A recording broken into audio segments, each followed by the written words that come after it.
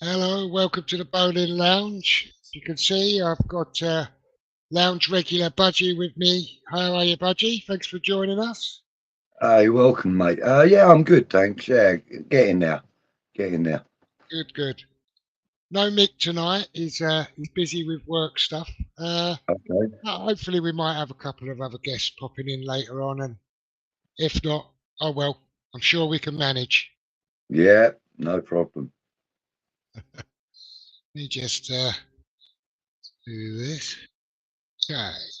So, Budgie, it's been done to death by now, but we haven't spoken about the recent games that we've had for the Hammers. And last week we put on a pretty brave display against Leverkusen, at least for 45 minutes, if nothing else. And we crashed out in the end. But you were there, weren't you? It was a pretty magnificent night at the London Stadium, wasn't it? It was indeed. I mean, before the game, myself, yourself, and quite a few other of the YouTube presenters, if you want to call us that, we were all calling for, the supporters to be heard and to get behind the team. And we certainly did that on the night. We certainly did that. It was loud, it was proud, it was really good throughout the whole game, not just for the 45 minutes of the first half. Throughout the whole game we were loud and proud, and it was very nice to see. It kind of brought memories of the Seville game back.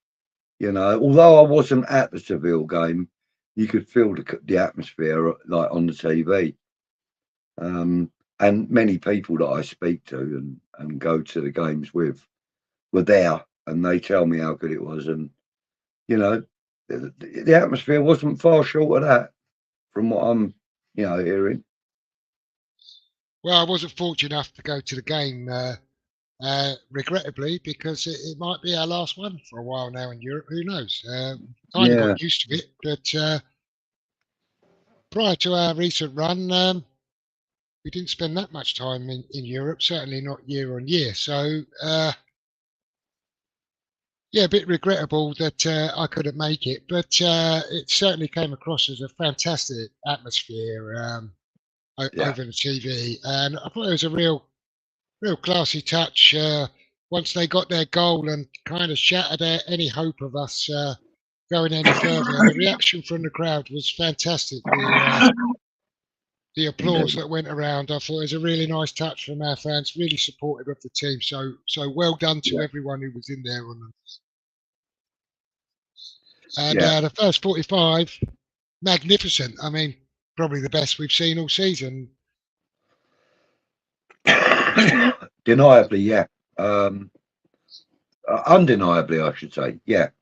It was a really good 45 minutes, and I thought every player played a vital part in us being at 0-0 at half time. They put us under a lot of pressure. 1-0. But we reciprocated it. We put them under pressure. We took the game to them, and I think we had them kind of worried, which is why I believe, Alonso, 25 minutes into the game, made his first changes, because he knew that he weren't going to get us the way he was. Rattled. Definitely. Yeah. And one of the things that I really enjoyed was the crowd were universally behind the team, and also so were the Leverkusen fans. They were fantastic on the night, and I think a majority of the stadium showed their appreciation to them as well. Um, I don't think there was too much animosity after the game. I think we kind of resigned ourselves to the fact that we might go out. But obviously the goal from Mickey gave us a bit of hope. But as you know, they shattered that in the 80+ minutes again. They seem to get us every time. Yeah, a bit of a fortunate goal, wasn't it? And shame we couldn't just have the feather in our cap just to say that we did actually beat them and be the only team to do so far. But Yeah, not to be, and we move on. And well, what a shit show that was on Sunday when we go on to our next game. I mean, at Fulham, I thought we looked good for nearly 10 minutes before we went a goal down. And by 15 minutes at Palace, the game was all but over, wasn't it? I mean, it was disgraceful, wasn't it? It was absolutely disgraceful. I would have thought that we'd have gone out with a lot more intent than we did. We were chasing the game from the moment the whistle blew. We were never in command of that game, not at any point.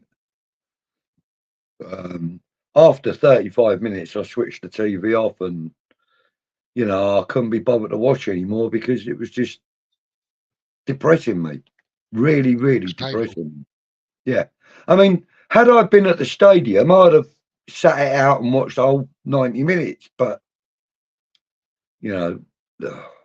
it just, I really didn't want to, I didn't want to witness another disgraceful display from the players, Yeah, and well, I mean, the scoreline 5-2, but absolutely flattered us. And I mean, lucky they knocked one in for us to give us any semblance of looking like it was much closer than it was, which were streets apart, weren't we?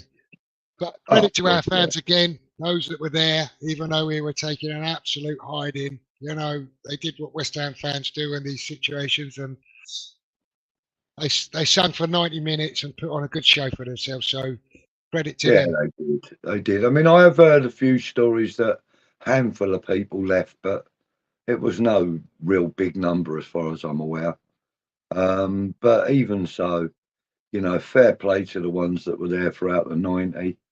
They were brilliant. Again, I mean, our fans never let us down on an away game, regardless of the result. They never let us down. So, great for them. It was really good to see them and hear them in full song. And they even started cheering the Palace goals, apparently. Yeah, that's kind of like the gallows humour that West Ham fans have sometimes, isn't it? Oh God, yeah, and agreed. It was gallows humour, and I don't think the Palace fans took too kindly to it, to be honest. But it was. It's part of the West Ham way, isn't it? If you can't celebrate a win, celebrate anything you can, even if it is tongue in cheek.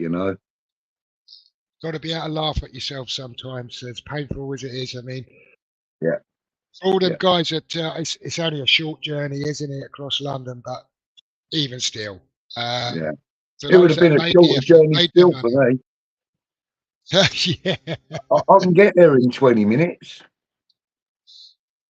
Well, you'd have been home quick. Yeah. Yeah. Before the second half started, probably. Let me just come to a few of the comments and say hello to everyone in the chat that's joined us this evening.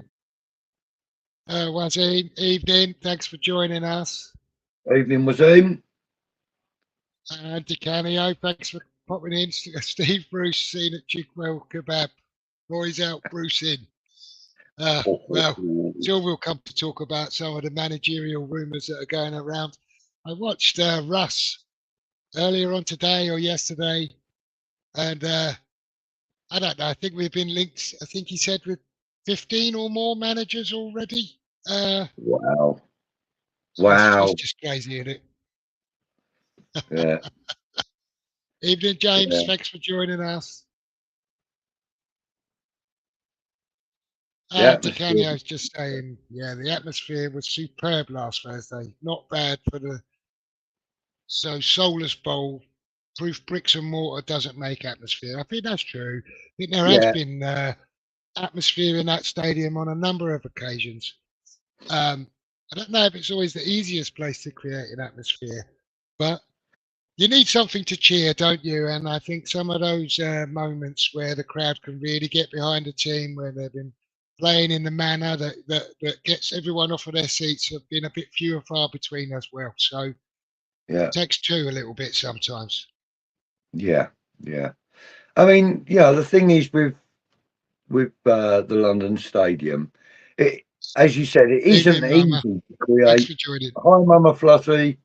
It's not easy to create an atmosphere there because, in every stand, in every corner of the ground, if you like, you got pockets of people that want to sing one song, and it takes a while for it to actually filter right round the stadium.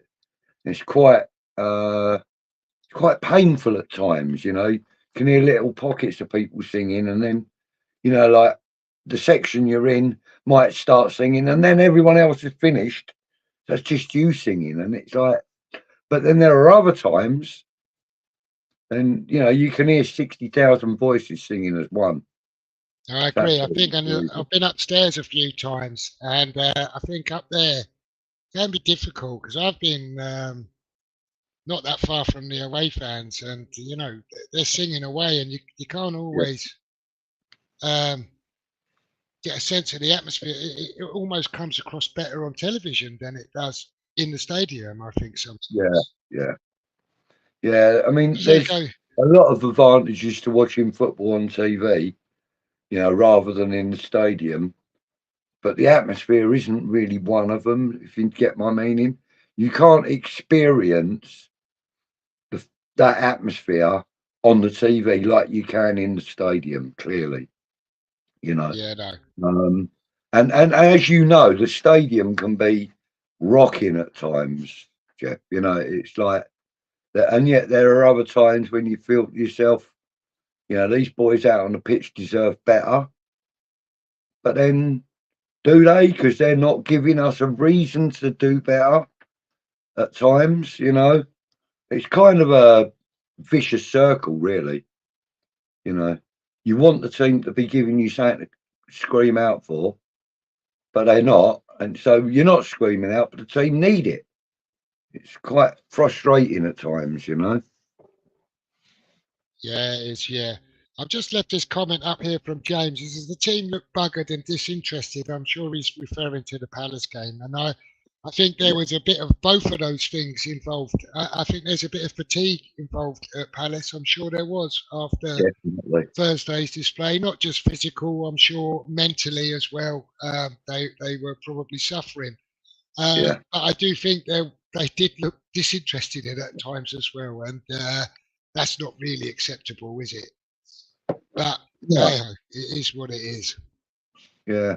And, like other people have said, half of the team looked like they were already on the beach somewhere. Yeah, and here's Wazim saying two differing performances against Leverkusen and then Palace. Surely it was not down to fatigue. I'll just reiterate what I've said. I think there probably is an element of fatigue, and I don't doubt that. But I'm not sure you could just say, oh yeah, they were fatigued and that was it. I agree with James's comment about that some of them looked really disinterested and they were all off the pace. And Emerson has probably the worst game he's had all year there. Yeah. I think he has been struggling in recent weeks a little bit, actually. He's been a little bit off the pace and not quite as good as he has been. But he was standout poor. They were all standout poor, by the way, on Sunday. But yeah, for him, he looked poor, and Paqueta, shocking performance from him. Yeah. And even Kudu struggled to get going, didn't he? Yeah.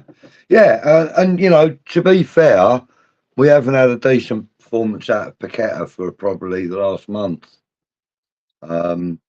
You know, he's been reasonable, but he's never been outstanding like he can be. You know, there's times when Paqueta's the standout player on the pitch, hands down, regardless of who you're playing.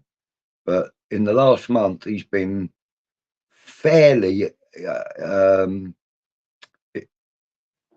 like he's been. What's the word I'm looking for? He's been missing, kind of. Do you know what I mean? The word I'm looking for is like I don't know. I can't even think of it right now. But you know, he's not played to his best for the last month or so. You know, and you know, by getting that early card against Leverkusen in the first game, just showed to me that he's losing interest in West Ham. I think it was poor decision making there, wasn't it, to pick up his bookie like that? Lost his head a little bit, flew in, blatantly kicked the guy. It's a yellow card all day long, and he knows he's on a yellow. I mean, we like players to play on the edge. Alvarez plays on the edge a little bit, doesn't he? You know, picks up his bookings and that, but. We can't take that out of some players, but you've got to have a head on your shoulders, and he just completely lost his. Di Canio here saying no fatigue for Villa, who played extra time and penalties in France on Thursday night. That's true, but I think probably a lot easier not to feel so tired when you actually win and go through and make a European semi-final rather than miss out on one. Yeah. I mean, there could have been, you know, a small element of. Sorry? I'm not making any excuses for the performance on Sunday with that. I mean, there could have been a small element of disappointment in the players, you know, and so on and so forth. It could be like many elements that created the lack of performance on Sunday. But, you know, the fact still remains that, like Mark Noble says, you know, when you pull that shirt on, you give 100% and nothing less. And them boys weren't doing that on Sunday. You know, they weren't giving anywhere near 100%. I know. I just saw that. And did you see the Rice effort just a minute ago? I did. Just see Chelsea hit the post. Yeah. Mate, it looks like this is going to be a good game. Sorry, can't be here. No worries, Tony. We'll catch you next time. No problem, mate. No worries, mate. Mama and Tony just having a chat amongst themselves there. All right, okay. And James is saying he thinks Paqueta's put the cue in the rack and he wants away, and it smells like that, doesn't it? Yeah, it does. But you know, there are rumours now also that the Man City board are reconsidering the option to, you know, put a bid in for Paqueta because of this betting scandal thing. You know, they're kind of saying no smoke without fire, etc., etc. You know, apparently, from what I've been hearing, Man City are considering other options. Let's put it. So, yeah, well, I mean, Di Canio is saying 85 million for Paqueta. Yes, please. Tim can buy 2 or 3 very good players for that. Yeah, definitely. And that's true, but not if we're going to be shopping in the Gibbs White, Tillman, Solanke, Tony market. He can't buy 2 or 3 good players for that because it's going to eat up a lot of that budget. So we're going to need Tim to do his bits around Europe, aren't we? Yeah, I mean 85 million, right? Let's just work this out. 85 million quid. If you were to go to the Championship and buy 2 or 3 homegrown players, because we need to. Go and buy 2 or 3 homegrown players. You've probably spent 40 million on 2 or 3 really good homegrown players. So that's So half you're your looking at money gone. 20 in a pop, aren't you? 20, 25 a pop.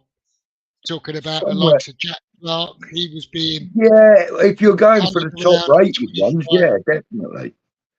If you're going to go for the top rated ones, definitely 20, 25 a pop. But if you look at the players that are consistently performing, but they're not what you would call premium names, you know, there are I couldn't put names out there because I don't really watch the championship. Other people have been saying that, you know, there are certain players that, you know, like for 16, 15, 16 million quid, we could possibly pick up the next, you know, Mark Noble or the next Thomas Soucek or something. But being English, you know, from championship, you know, these players want to impress. And when they get, oh my God, and when they get to a Premier League team, they tend to exceed expectations a lot of the time. So, oh my God, Arsenal are peppering Chelsea's goal right now. Wow. 3 efforts in about 15 seconds, and the keeper's had 2 of them away. Wow. And, well, talking about Chelsea, I mean, do you think our European dreams have gone now for this year? I mean, obviously we've been eliminated from the Europa League, so that's that done and dusted. We've Yeah. managed to capitulate against Fulham and Crystal Palace in 2 games that we absolutely needed to pick up maximum points, really, if we had any hope. And Yeah. now we've got our remaining fixtures. So we've got title race Liverpool up next on Saturday, Yeah. followed by a rejuvenated Chelsea, a Yeah. scrappy Luton, and then potentially a Man City that might need to win on their final day to lift the trophy. How Yeah. many points do you see us picking up there? Out of a potential, what is it, 12 points, I can see us picking up 3 max, and that's the Luton game. I can't see us getting points against anyone else. I mean, Certainly not Liverpool or City. no, and I mean, if you take out our last 2 Premier League performances, I, I was at the Fulham game. I'm not convinced how great Fulham were. I thought they were okay. I didn't think they were much. I thought No, we were they were worse. great, but we were shit. We were shit. And then at Palace, I mean, I thought Palace were pretty good actually. All credit to them. And Elise and Eze, you know, they absolutely they ran circles around. Well, they didn't run circles around. They walked circles around us. That's how stationary Yeah, we they were. walked through our defence like it weren't there. Yeah, You and know, without Fabianski, it could have been 8 or 9. yeah, Fabianski wasn't at his best either, was he? He weren't. Oh my But he word! made 3 or 4 decent Oh, saves. oh, You know? this is some game. This Arsenal Chelsea game. Chances at Yeah, both ends. I know. I know. What minute are Yeah, I'd you be at? I'm at interested to hear. 28:55. 29, I'm on. All right. 29, Okay. 23. Oh, go on, Yeah, Cucurella. Oh yeah, my good lord. yeah. That's right. Just Oh my watched God. Straight past the bloody past the post. Wow. So I'd This be is why I interested would in the never chat do. what they think our point Yeah. potential is out of those upcoming games and Yeah. Yeah. what their expectations are. I mean, we could finish out of the top 10 now if we're not careful. Yeah, we certainly could. I mean, if we get, oh my God, that keeper done really well with that deflection. Hit him in the face. I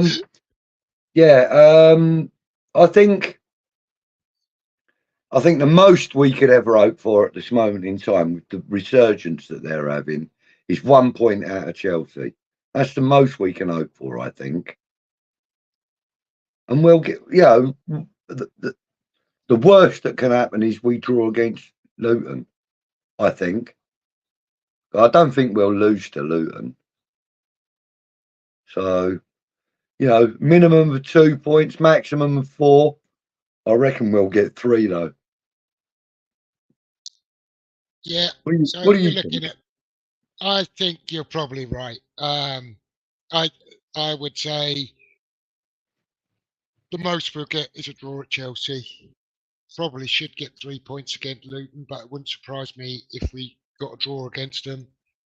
So 2 to 4 points is about where I'm at. And I agree on the fixtures that we're likely to pick those points up, if at all. And it wouldn't surprise me in the slightest if we didn't win another game. No, it wouldn't surprise me either. And to be fair, I'm certainly not looking at us getting anything out of the Liverpool or City games. But I am hopeful that, because we've had recent success over Chelsea in the last couple of seasons or so, we've had reasonable success over them. We beat them 3-1 early in the season, but then we also beat Brighton 3-1 as well a week or two later. So, or no, a week or two earlier maybe. But I really can't see us, now that Mauricio Pochettino's had his hands on Chelsea for a while now. I think he's got them doing a lot more of what he wants them to do. And they look much better. They do. They're starting to look a little bit more like, or play a little bit more like, the early days of Tottenham when he was there. They're kind of a bit more resilient. Okay, so there's a bit of nonsense, like with that penalty the other day and so on and so forth. But they do seem to be playing well together now, Chelsea, which is a vast improvement on what they were like at the beginning of the season. Yeah. They couldn't string two James, passes I think, together then. Just underlining what we were saying there, saying all games are super hard. Luton fighting relegation. Chelsea trying to get the Europe place, and others in a title fight. It's not looking good for us. And I have to agree. I think we all agree. It's really looking if we were in a relegation battle right now, Jeff, I would be shitting myself right now. Yeah, me too. I would be looking at, ticket prices being reduced by about 2/3 and stuff like that. Because, once you get in the Championship, they can't be charging them prices, you know what I mean? So that's all been going through my head. If we were in a relegation fight, I would be fearful that we wouldn't survive it with the running that we've got. Yeah, and even Wazim here saying, he said, at the moment, we will struggle to beat Luton. And I'll be honest, I find it hard to argue against that. I mean, if Luton turn up with their usual scrappy attitude, and we're not at it, and as disinterested as we were against Palace, I can see them turning us over. Yeah, and quite heavily. I don't like to say it, but I can see it. Yeah, because I think that if we play the way we did against Palace and they get a goal against us in the first half, I think we'll fold. I think they'll end up with 2 or 3. The only thing about Luton is, I guess, at the moment, that they don't have the deepest squad with great quality throughout it, and they are absolutely struck down with injuries at the moment. So some of the players they have available are actually players that were like they're kind of like journeymen pros playing in League one thing or another. They're now playing in the Premier League. And Yeah, I have to say about Luton, I think they deserve massive credit for yeah, their efforts. They may well end up getting relegated, yeah, but they have been an absolute breath of fresh air the way they fought tooth and nail in every single game.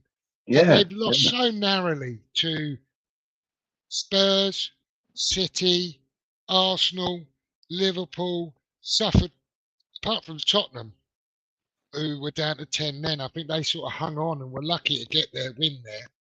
But yeah. Arsenal got a late goal. Liverpool got a late goal. I think City got a late goal there. I mean, Mm. they give a brilliant account of themselves. And They have indeed. they might fall short, but they should be proud of themselves, and I'm sure they are. Yeah.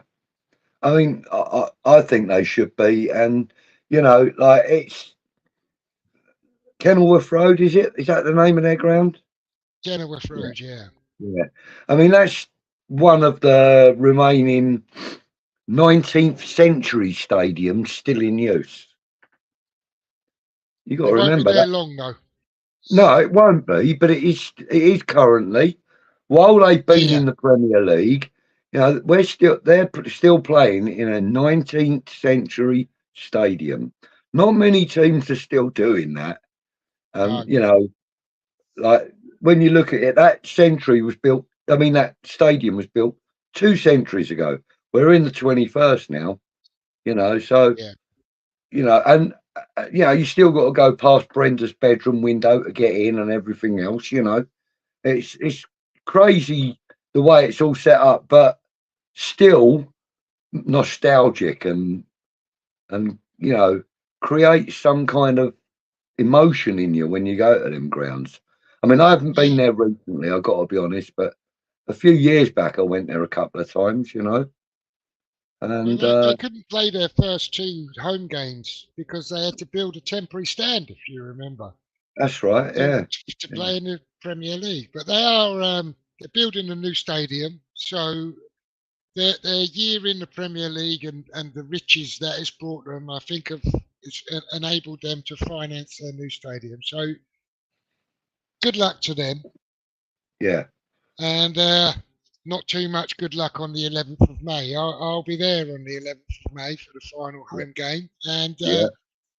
do you think that's going to be a Moyes farewell? Do you think Oh, I the hope board are so. going to announce that he's leaving at the end of the Oh no, they season? Do won't. you They think won't they're going to announce bugger leave all. it in They won't limbo? tell him until they sack him. Yeah, do you Well, they're think they're not going going to to leave sack it him. all in limbo, do you? Yeah, of course they will. That's Sullivan's style. He ain't going to It tell is, anybody yeah, I anything. agree.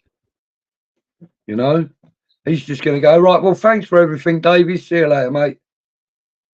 That's what Yeah, it's going I to think happen. it'd be a shame if they do that personally. I think uh, they should have the decency, uh, I think, to, if they're not going to renew, to let him have his send off. Or if there's a section of fans that want to say, we're glad to see the back of you, uh, tell him, go on, fuck off, get out of my club. Whatever it is, right? But all this in limbo stuff, I think, is not good for anybody. I don't think it's No, good for the and fans, in fairness, they're team, doing it to players as well. and the You players. I know, don't think it's good for anyone. no, but like Ben Johnson. You know, it, where does he stand within the club? I mean, he wants to go, but they want him to stay. I believe that he would stay if Moyes is gone. And I believe other players will as well. Um, I think wherever David Moyes goes, he'll put a bid in for Thomas Soucek. I Yeah, think I possibly. think he found his new Fellaini. Yeah, but Suchek come in for a lot of stick, and we had conversations earlier in the year about the likes of Fornals and Ben Rama and terms like the club's outgrown him and we're going in whatever direction we're kind of banding about. And would that be unfair to say that the levels that we're looking to achieve that might apply to Thomas Souček? But I don't think I that don't think detracts it from is. the service he's given to the football club. I think he's been a good Yeah, servant for the time he's been here. he's been a fantastic servant for the club, and like I said on a chat yesterday, I believe it was on Stelios's show on West Ham Voice last night on the what's it called, the West Ham Weekly. Yeah, I it was good put to see in Stel back, wasn't it? yeah, yeah, very good. I put in that chat though that you know, West Ham have got a habit of selling the players that actually want to play for the club, and you know, and that somebody else put, I want to see players come to the club that want to play for the club. That, you know, it's not that they want to get into Europe; they want to play for West Ham. Oh my god! Oh my god! That was nearly a goal. Dreams They thrown, want to kicked me see out. players coming in that actually want to play for West Ham, and I said, you know, that's why I like the two Czech lads so much, because as far as they're concerned, when they came to West Ham, they reached the pinnacle of their career. They weren't looking to go anywhere else. Never have done, you know. I think There's both of been those rumours that lads have been Souček wanted brilliant to for leave West and Ham. all this, that, and the other. Yeah, there was rumours that Souček wanted to leave and stuff, but I think that's bollocks. You know, I don't think he's ever wanted to leave. I think he's happy being at West Ham. I think this is the club he wanted to come to, and I believe this is the club he wants to stay at. You know, Thomas Souček, that is. You know, and Well, Vladimir Soufal similar. I think they've both been brilliant servants, and Incredible. do they struggle a bit? Do they get exposed a bit in their respective positions? Absolutely, they do. But I think what they've brought and what they've given to the club, if you see it, I mean, no one can say Vlad don't care because you Oh can God, see no. it.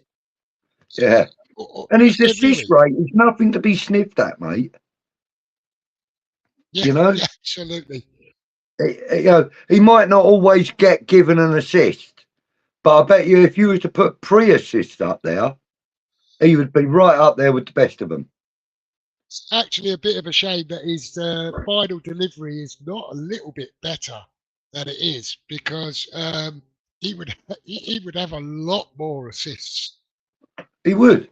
I mean, that boy always whips that ball in every opportunity he gets.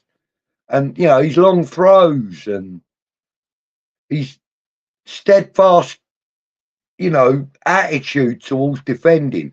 He might not be the best defender we've got, but his mindset, I don't think there's a better mindset in defence over him. I really don't. I think he's got a much better mindset than anyone else across that back four, you know, and I include Emerson in that, even though Emerson is my favoured player for Hammer of the Year this year. I still believe that Vladimir Soufal has got a much stronger West Ham orientated mindset than it. I think Emerson wants to do really well, but I think he wants to do well not just for the club but for himself also. Whereas for Vladimir Soufal, it's all about that badge on his shirt, you know? Yeah, he definitely cares. Yeah, 100%. Just gonna pop back in the comments here. I've starred this because Damien Yeah, says, thanks for joining us, by the way, Damien. Damien says he'd love Luton to stay up. Well, I tell you what, I grew up in Luton and yeah, I would absolutely love them to stay up, partly because of that, but partly because I say I think they've been really, really scrappy. And of the three of them down the bottom there, if one of them's going to get themselves out of it, I think they absolutely deserve it. yeah, yeah. Anyway, I mean, to be fair, Sheffield United really haven't offered anybody any kind of challenge this year. no. And, you know, they kind of, I don't want to be harsh on them, but they kind of deserve to be where they are because they haven't really applied themselves this year as they could have done. I think Luton, as you said, they've got that never die attitude about them. And I agree. I think, I would enjoy seeing them stay up. Nottingham Forest, now it's their second year in the Premier League. And, they've been quite exciting to have up here. I've got to be honest. They're steeped in history, as we know, they're the only club that have ever come from Division 2 to win 2 European titles in a row. Only club ever to do it. So there's tons of history behind them. And I'd like to see them stay up, if I'm honest. The team that I want to go down. Damien. Go on, bud. Sorry, carry on, mate. Then I was saying the one team I do want to see go down is Everton, I'm afraid. I think they've rode their luck for far too long. I'm of the similar mindset. If we're talking about Everton, Forest, or Luton, one of those three to go, I wouldn't bat an eye if Everton went down, if I'm honest. Me neither. But I don't know if it's going to work out like that. There's one thing for certain: Luton's a friendlier place to get to than Liverpool. Yeah. Yeah. Yeah, mate. Let me go back to Damien's comment here about Moyes. He's saying Moyes is living on borrowed time. You can tell by yesterday's events with Amorim, the transfer links, everything. I respect the Amorim approach. Start as you need to go on.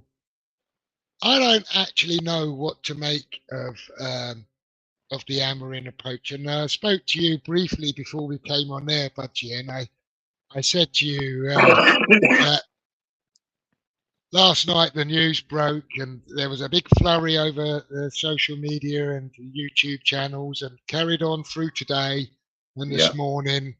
Lots of speculation about it, and I was out walking the dog this afternoon, and by 4 o'clock or whenever it was this afternoon, I was out listening to stuff that had been and passed, been debunked, and one thing another. And I did chuckle to myself, and I said to you, there's been mayflies that have had a longer lifespan than the Amorim story. Yeah, it's quite amusing. But I get the sentiment from Damien there, and we should be setting our sights high, and we should be looking at both on players and managers to punch high, not just settle. Yeah.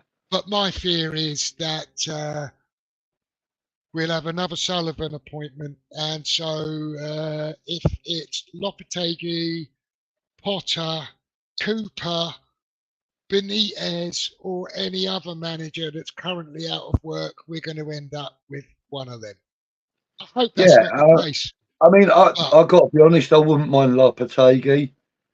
I think he's fits the bill for me. Slightly on the defensive side, but he kind of fits the bill for me. Graham Potter, I don't want him a foot near the stadium, not even as a guest. No, seriously, I don't want him anywhere near the club. It's not my favourite. Listen, as far as I'm concerned, he ain't got the credentials. He might have the paperwork, but he ain't got it up there, and he ain't got the credentials. All right. The only reason he done anything good at Brighton was because of the system they used. It was nothing to do with him. I really don't believe it was. He had players given to him, or players in his team he was told he had to use, blah, blah, blah. And I believe that's how he managed to get noticed by Chelsea. The moment he's gone into a team or a club with a bit of, bit of money and this and that and this and that, he was exposed for being a fraud, in my opinion. I don't want him anywhere near the club. One thing I'd say about Potter is at Brighton, as good a football as they played, and one thing or another, they struggled for goals. Yeah. Really struggled to score goals. And that's one thing at Brighton. But then he went to Chelsea, a team full of superstars. Apparently, superstars. And couldn't a dearth of quality. And they struggled to score goals. Like the story didn't change. And he couldn't get a tune out of one of them. Not one of them. That would be my worry, that if we appoint a manager that struggles for goals, that's about the last thing we need. Yeah.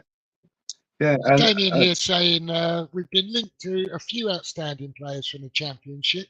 So going back to your comment, Somerville and Didi, they will value playing for a side fighting for European spots in the Premier League. I quite like Somerville, I must admit, and Ndidi. But Ndidi, he's at Leicester, isn't he, Ndidi? I think so, yeah. And if they're coming up, he's not going to want to leave, is he? Well, I don't know if he's going to want to leave or are they going to want to let him go. But also, I imagine that he's going to come with a premium. Let's put it that way. So, oh, God, yeah, he's going to be like a 40, 50 million pound player, minimum. You know? James is saying we need a refresh at the club from the board, coach, the players.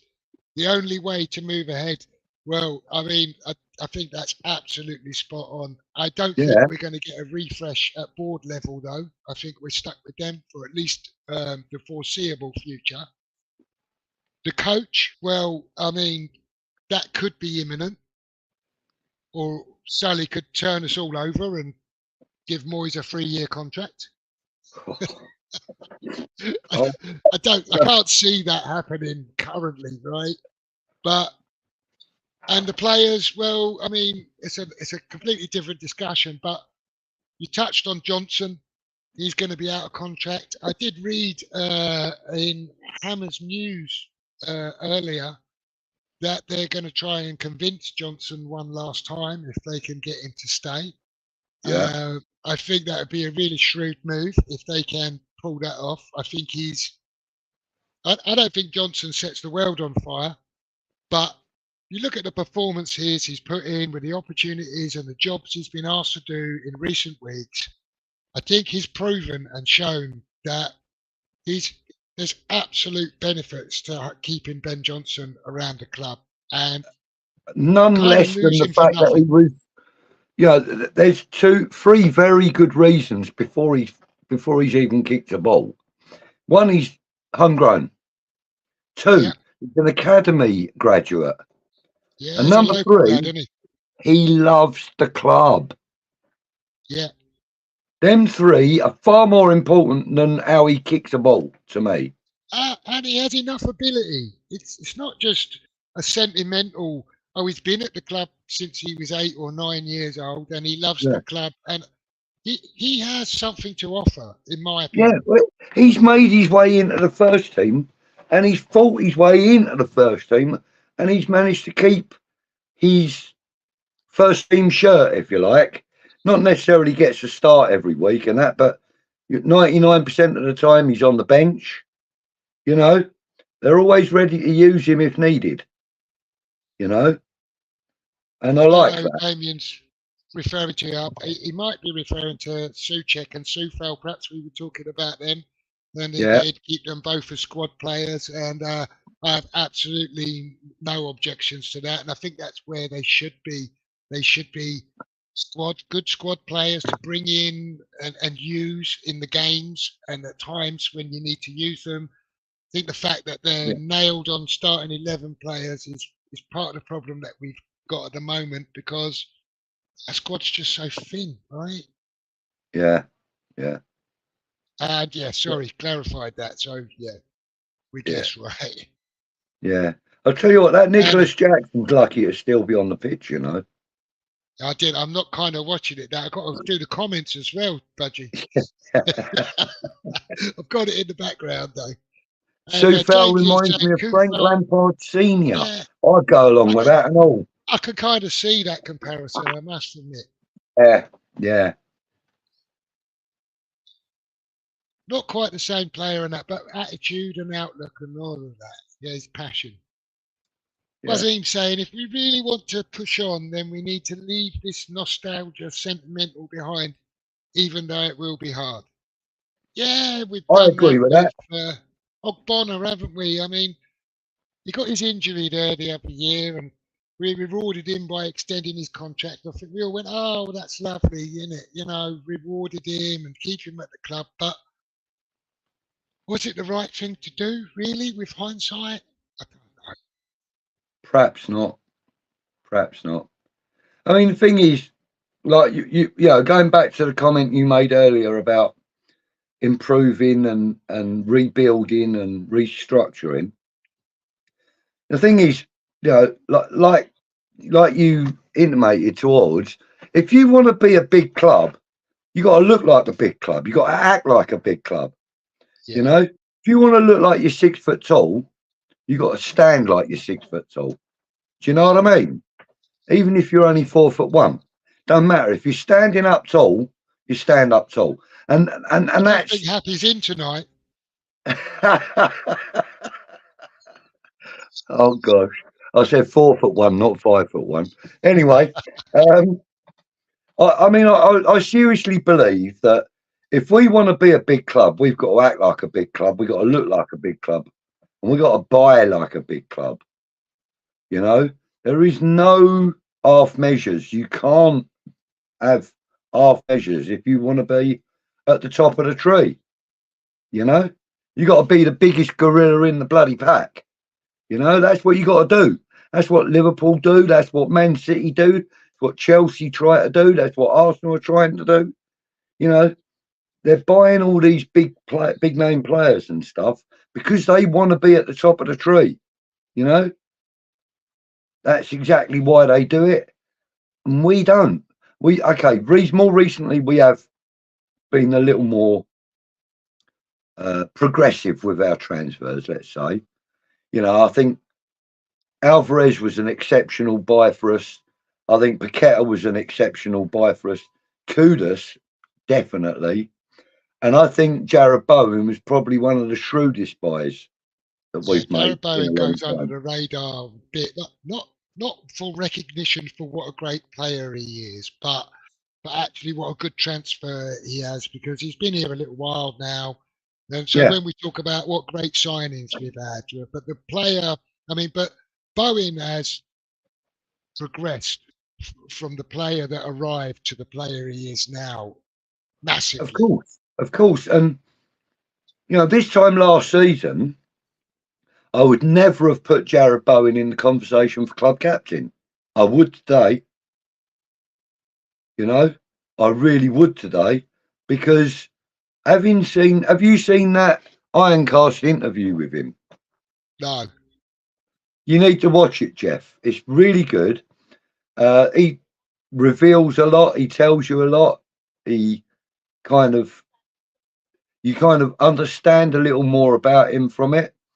But one of the things he did say, which I found was quite amusing, it was the last day of the transfer window in the January when he came to us, and he had heard nothing. He'd made a couple of phone calls to his agent, nothing. So as far as he was concerned, he was still going to be playing for Hull. So he turned up for training the next morning on the last day of the window. And he went into the canteen, he ordered his breakfast, and the chef said to him, I ain't giving you nothing, mate. You don't play for us no more. He was like, what? And then the manager called him into the office and he's thinking, oh, fuck, what have I done? You know, I've done something and they're going to like cancel my contract or something. He walked in the office and said, oh, you know, don't know why you're here, Jared. We've accepted an offer from West Ham. And he's like, yeah, right, oh, boss, kind of thing, you know. He's like, really? They were like, yeah, you're off to London. So him and a few of his mates got on a train and come down to London to I sign remember it. when we signed Bowen, not long after we signed Bowen, I was on holiday in Cape Verde and I bumped into in a bar a couple of Hull supporters, and I was chatting to them, saying, "What do you think about Bowen?" You know, because he was new to us and that, and they said, "Yeah, yeah, he's a good player, but I'm not sure he's that level." So they weren't at least some Hull fans, though they admired him, weren't convinced he was top Premier League level at that time. Although I think when he arrived, he probably wasn't, right? Yeah. But he's evolved into a fantastic. He's an absolute thorn in people's sides, isn't he? Oh, and look, if you're going to go for an England right winger, or a right-sided striker, there's really only two or three that you could pick from at the moment, which is, better than we've had in recent years. I've got to be honest. But you've got Saka, you've got Jarrod Bowen, and you've got what's his name? What's the other lad? Foden plays down that side for England sometimes, doesn't he? Foden, yeah, I Might go suppose, down there. yeah. I was forgetting Foden. I always think of him over on the left. Gordon. That was the other one I was thinking of. He Anthony plays down Gordon. the left, though, did he? Does he? I thought he was a right-sided player. Mate, I could have this all wrong.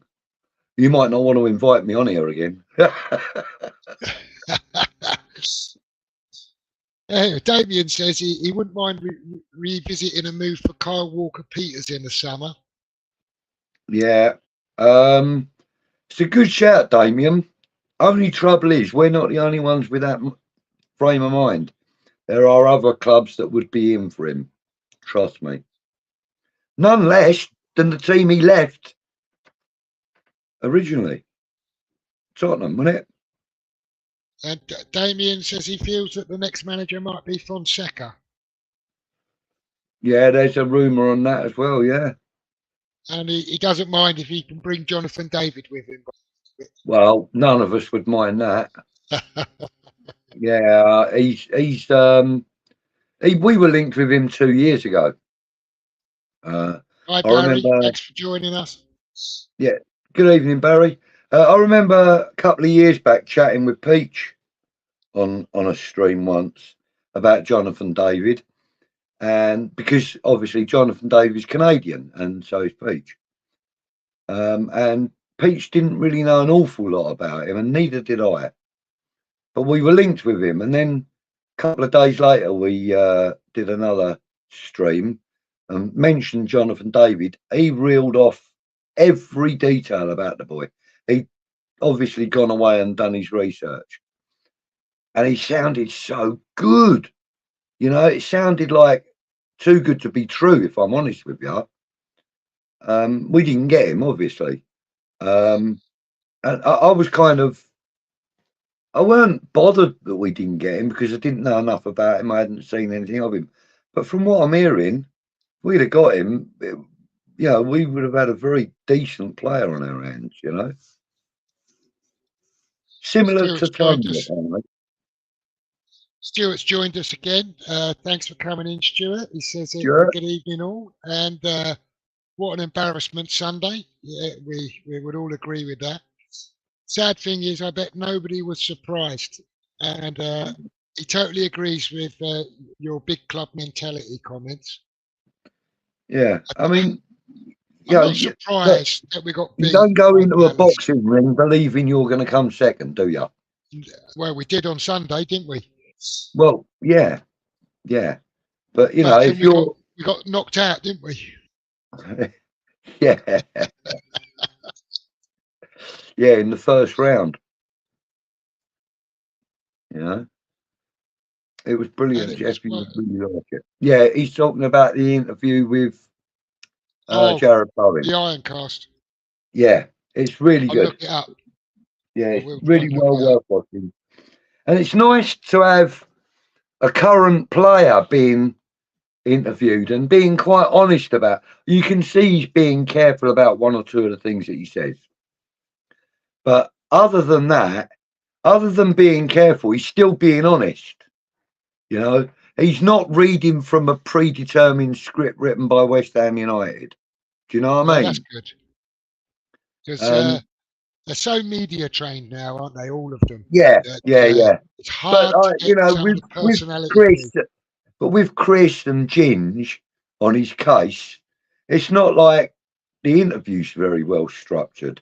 What I mean by that is it's like, it's not, we will have you ask this question, this question, this question, do not deviate. It's not like that. It's more a case of, right, well, here are the questions I've got written down, but depending on your answers, I might go over that question and ask you a different question. And that's what I like about that Ironcast, you know. It's pretty natural. It all comes, like, it's all straight from the hip. Do you know what I mean? It's really good. Really, really good. You'll enjoy it. Damien says, this is the thing. We have a huge stadium.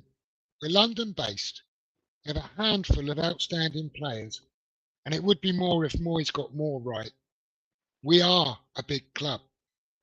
We are Indeed, a big we club. are. Indeed, we are. Indeed, we are. I mean, we are the only club in British history to ever play football at the Olympic Stadium regularly. And Bowen, Damien goes on to say that Bowen has grown in character since Rice has left. He has. Well, He has indeed. Which is why I think I would consider him for the armband on a permanent basis. You know? I don't think that's because he was being suppressed or anything by Rice, though.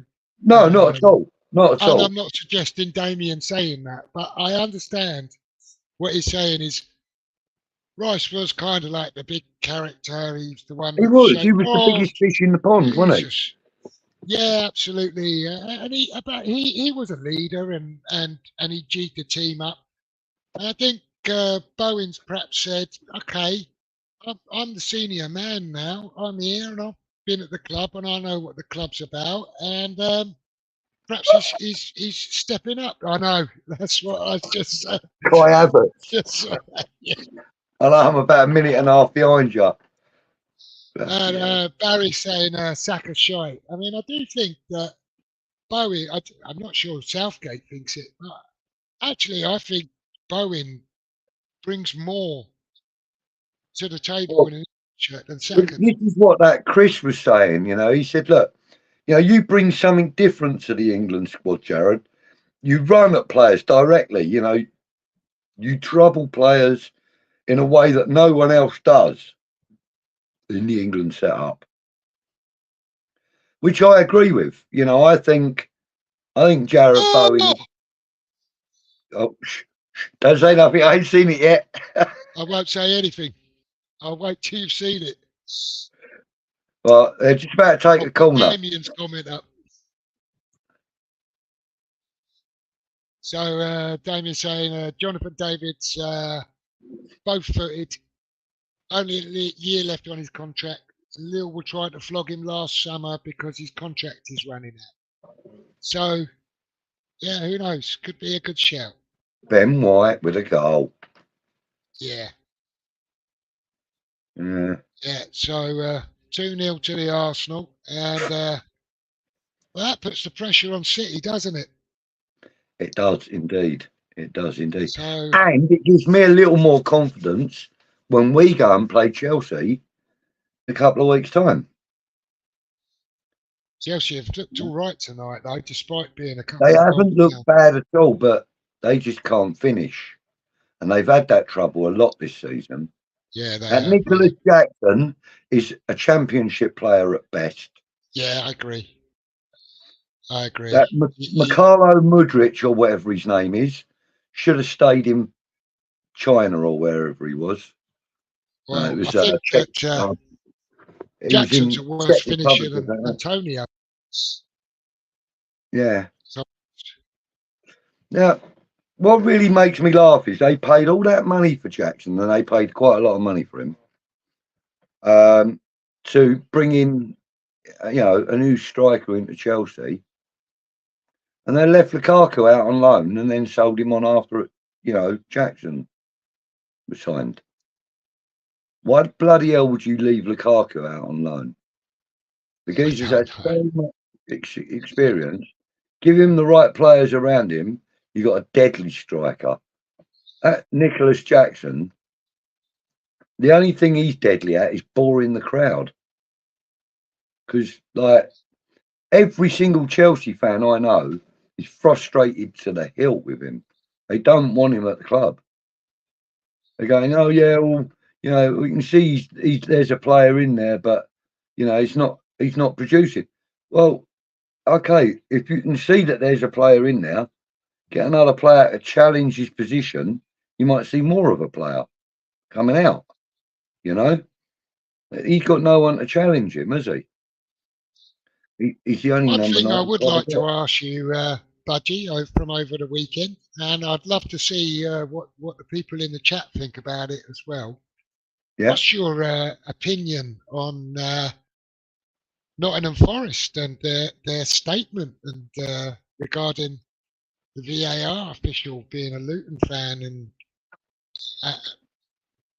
and the decisions? I mean, I'd love to hear what you think about the decisions, and also like to hear what you think about them releasing their statement. And I'd say bloody good luck to them, because that's something that a lot of West Ham fans feel, that VAR is geared against us and so on and so forth. But because of West Ham's ownership and status and where we are supposed to be, we're not going to say fuck all. But Luton and Nottingham Forest and Sheffield United and Everton really ain't got a lot to lose by saying stuff like that, you know. And I admire the fact that they've come out and said it, rather than, you know, hide it. And yeah, I think it's great that they're just trying to highlight the problems that we can all see, you know. do you think, though? I mean, they said in the week, we don't really want this guy officiating because he's a Luton fan. His family are Luton fans. So, Yeah. and the PGMOL said, no, he's going to officiate. And then obviously the incidents occurred in the game. So I haven't seen all of them, but I did see the tackle from behind by Young. He clips the guy's heel, gets nowhere near the ball. I don't know how that's not been awarded a penalty, if I'm honest. But come out and made their complaints. Do you think that they're calling in the officials' integrity into question there? And what Someone's the got to, Jeff. implications? Yeah, Someone's got to, mate. what are the implications of that? Are we saying then, openly saying that there's corruption and that the officials are corrupt? 3-0. Yeah, I saw it. I believe they are, Jeff. And not only me, hundreds and hundreds and hundreds of fans from various clubs around the country believe it also. None more so than an ex-professional referee who said it. Yeah, no, he was here last week. But there's a difference between us being on YouTube or in the stands saying it as fans and expressing our frustrations and voicing our opinions, to the football club directly challenging that. Mate, I'm behind them, 100%. 100%. There is no reason that I would not be behind them, because as far as I'm concerned, they're just voicing my opinion as well. So I'll be behind them 100%. You know, I think, yes, there will be implications, and I'm deeply sorry for them for that, for Forest, but someone's got to say something, Jeff. Someone in position has got to say something, you know. And they had already requested that he wasn't Yeah, officiating before the game they took had. place. But You then know, can we pick and choose our officials now and say, oh no, we don't want that official. Can you change that one? Is that's a dangerous precedent if we say that. Arsenal if turn they're around and say going to we don't play, want that referee. if, West yeah, Ham but say we don't want that guy. if you're going to play two teams, the officials are supposed to be neutral. They're supposed to be unbiased. Yeah. Well, if he's a fan of one of the clubs playing the game, there is no way that's an unbiased opinion or an unbiased job. But It's not presumably every unbiased. referee is a fan of a club, right? Yes. Who might be refereeing two other clubs. So then we say, oh, but he's a fan of this club, so we don't want him refereeing our game. That's No, no, no, strange, no. you know. It's like I, I believe that they were in the right to request a change because he was a supporter of the club they were playing. No, So he wasn't I a supporter believe. of the club they were playing. Forest were playing Everton. Oh God, yeah. Sorry. Yeah. Sorry. And they were Yeah. saying the official's a Luton fan or the VAR Ah. guy's a Luton Well, fan. in that Do you know case, what I'm then no. saying? Then the FA did the right thing. Sorry, the FA did the right thing by saying no. You can't pick and choose your bloody officials. Yeah. Don't care I who mean, you support as long as it ain't Everton. I'm not really. I don't even know what I think about the rights and wrongs of it myself. I'm just interested to see what your opinion is on it because it gets difficult if clubs start saying no, but that he supports that team and he might have a favour because this team's got whatever position in the league and they might favour it.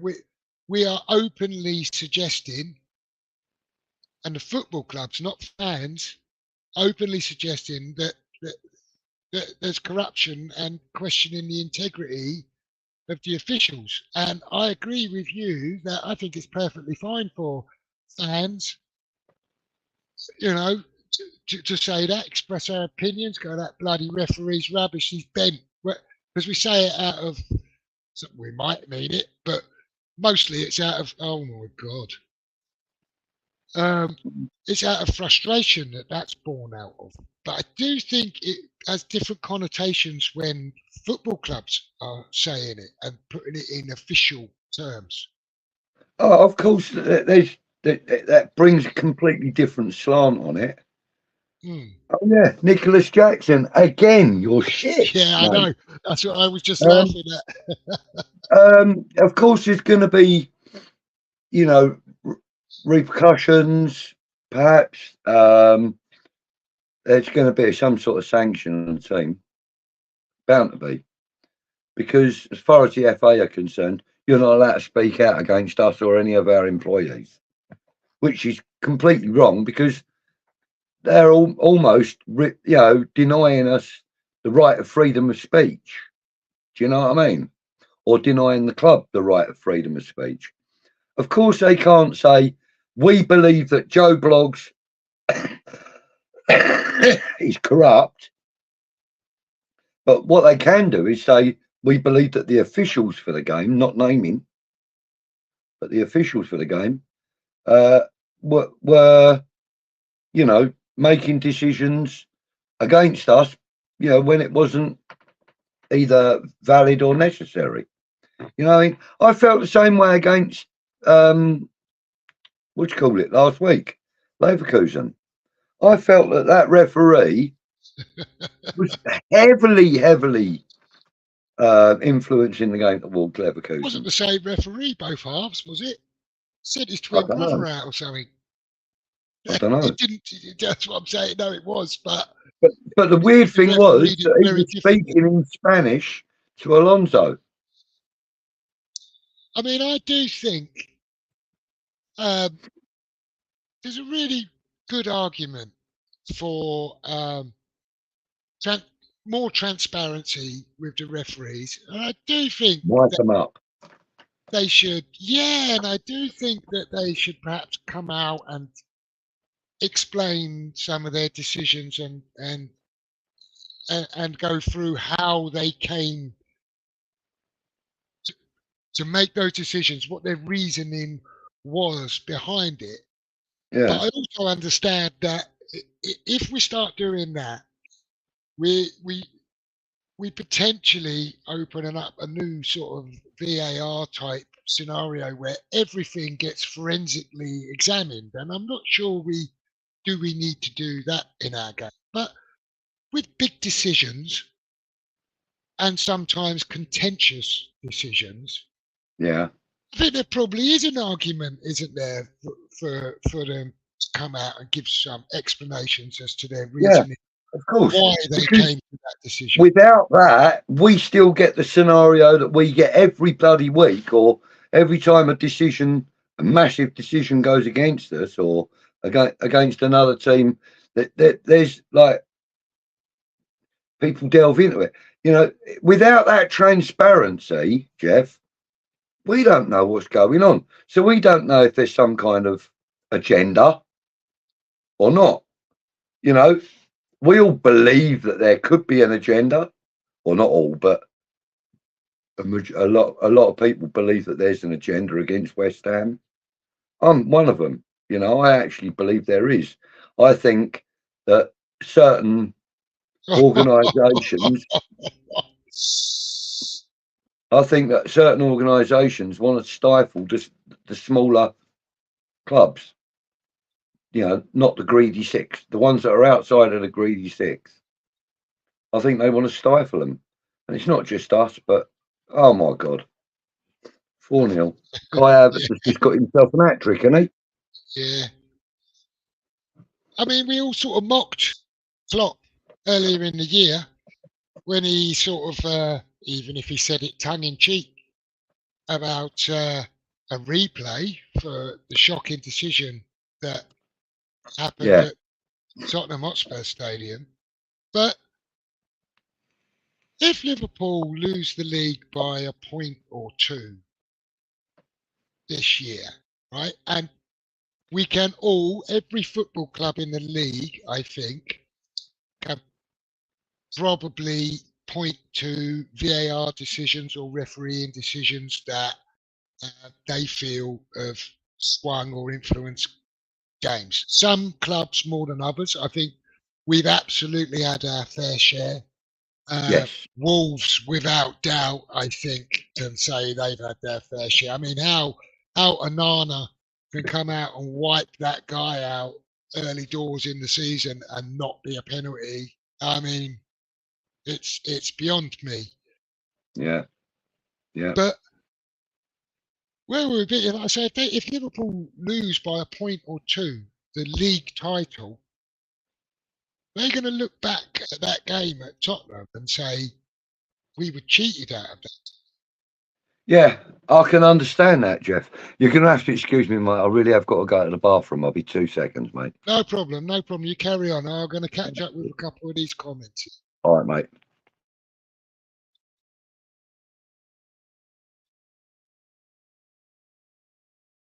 So, Stuart, you're saying refs and VAR should be mic'd up like in Oz, so clear out there.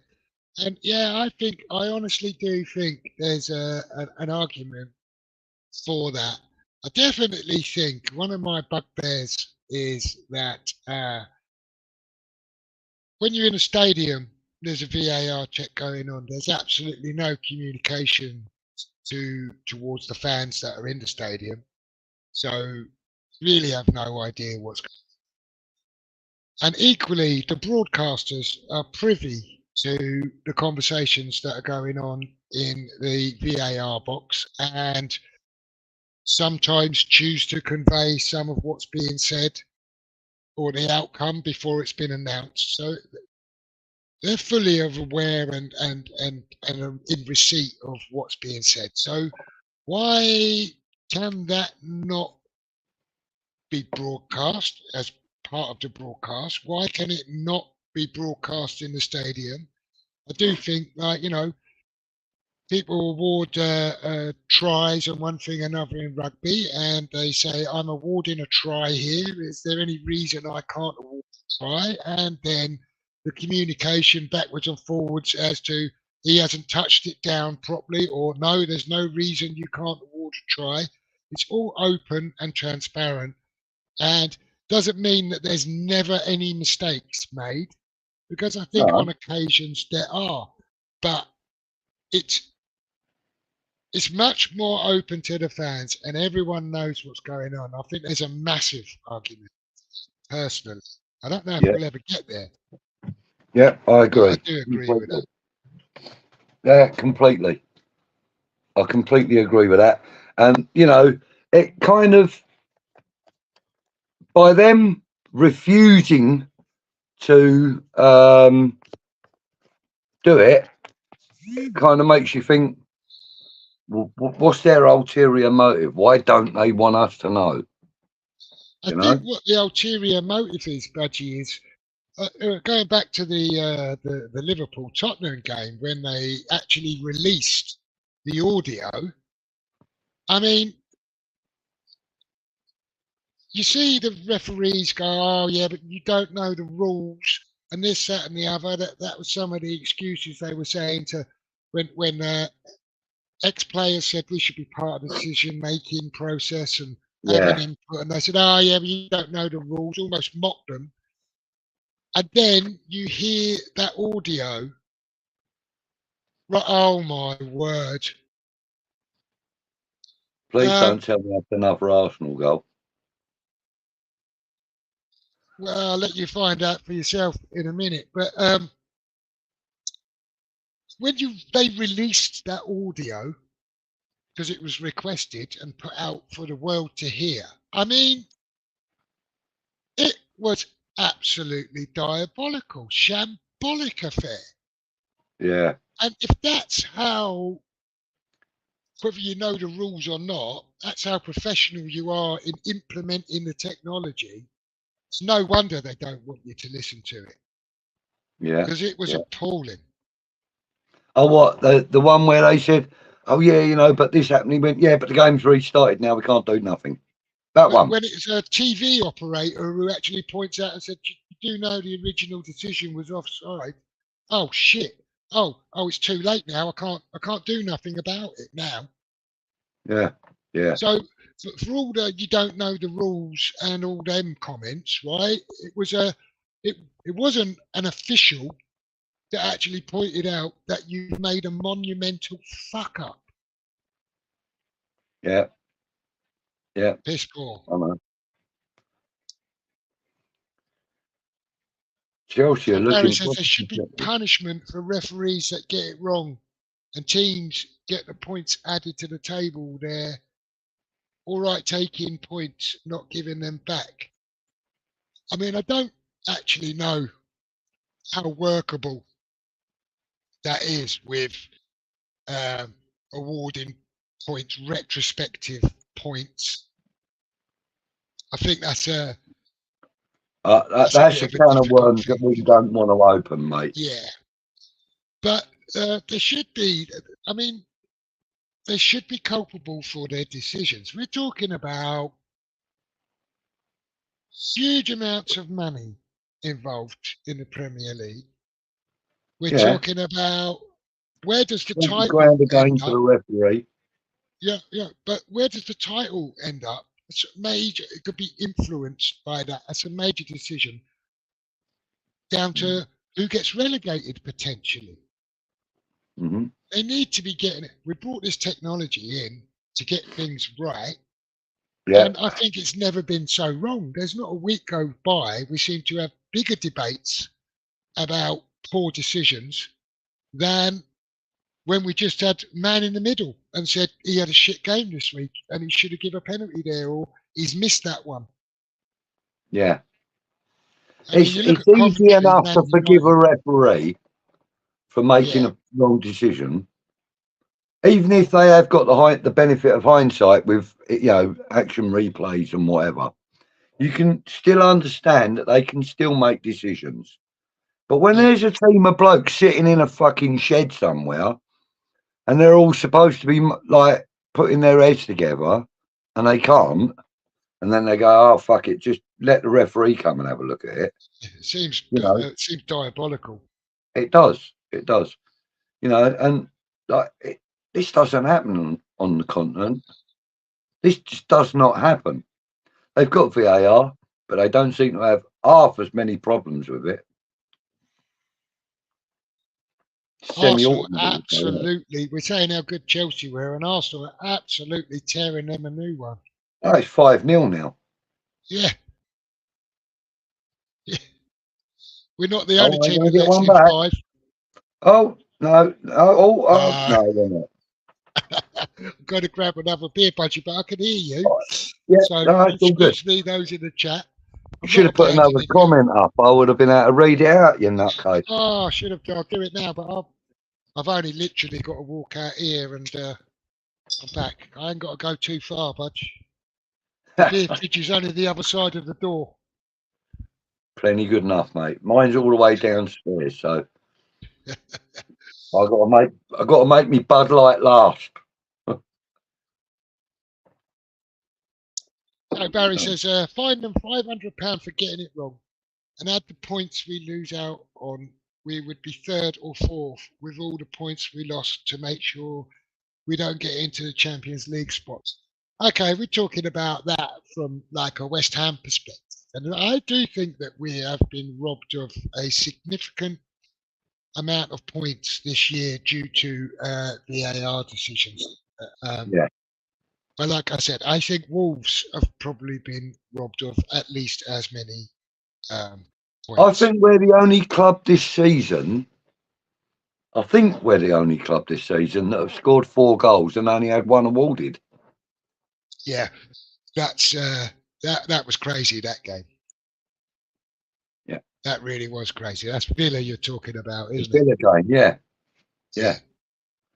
We put the ball in the back of the net 4 times, and 3 times they went, "Nah, fuck off, you're not having that." Yeah, it seems incredible. And they spent 5.5 minutes trying to find a reason to disallow the last one, didn't they? 5 minutes 39 seconds or whatever it was. Yeah. Ridiculous. Crazy. I was in the stadium. Yeah, I was on the station, Budge. Yeah. Oh, yeah, that was the day I first met you, wasn't it? Yeah, well, no, I left early, didn't I? Yeah. But I think it's there's clearly issues with the VAR and the refereeing in the Premier League right now. It's supposed to be the best league in the world. We've got the worst decision making going on. We've got the worst technology implementation in Europe, and I would probably say a good 60 to 65% of the fans in the country of all the clubs are fearful of VAR.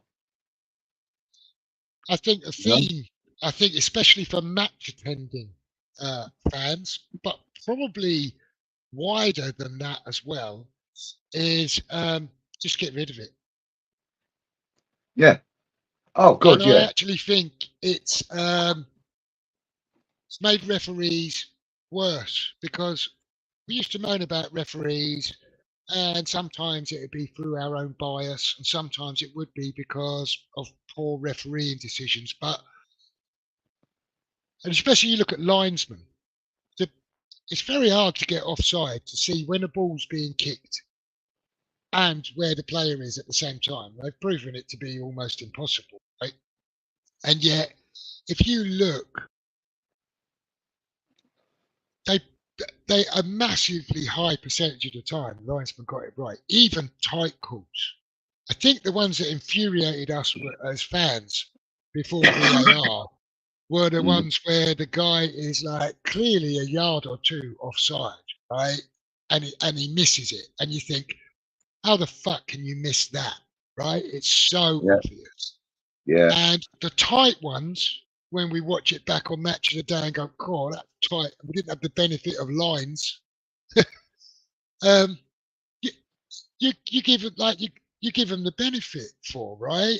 And referees in the main got lots of decisions right there or thereabouts.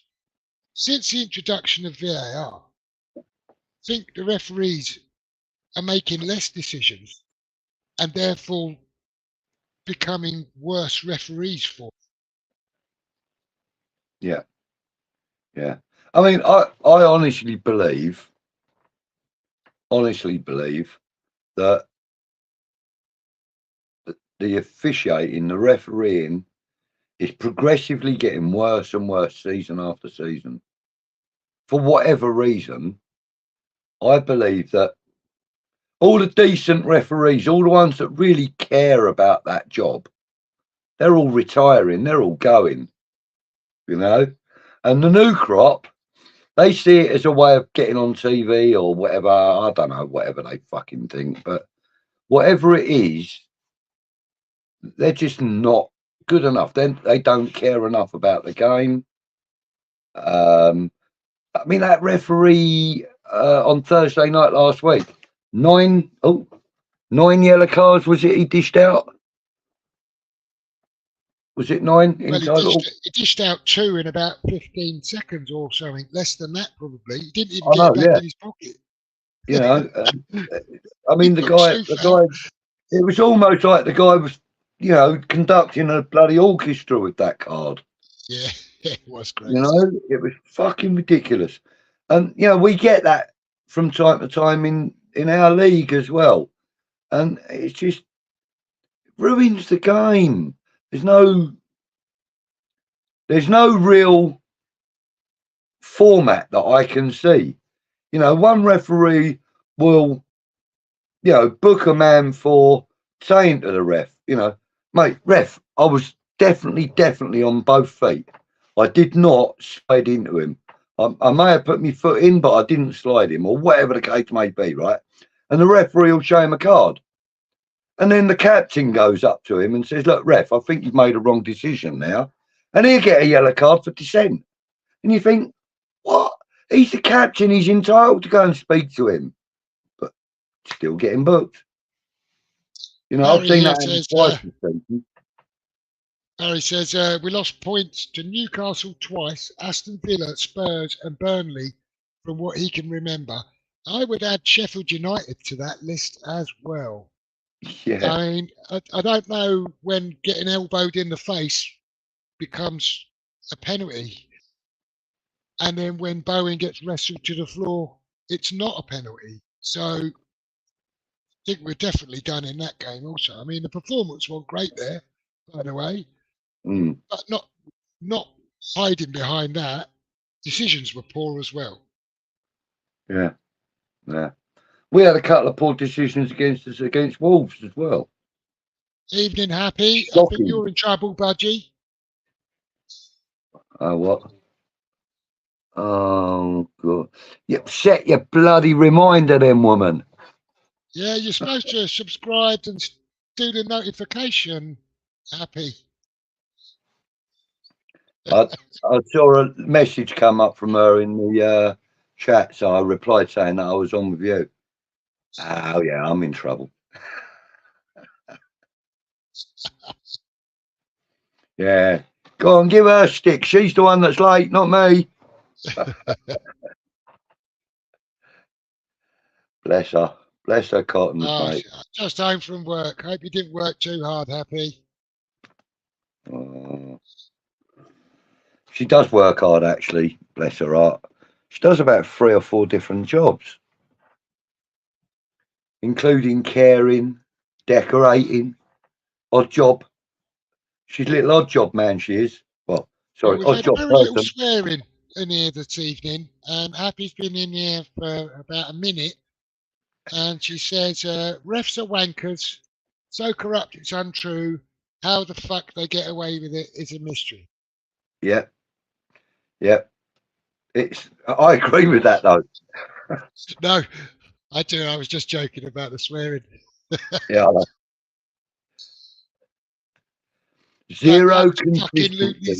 Consistently. But exactly. You know what? Happy, you're absolutely right.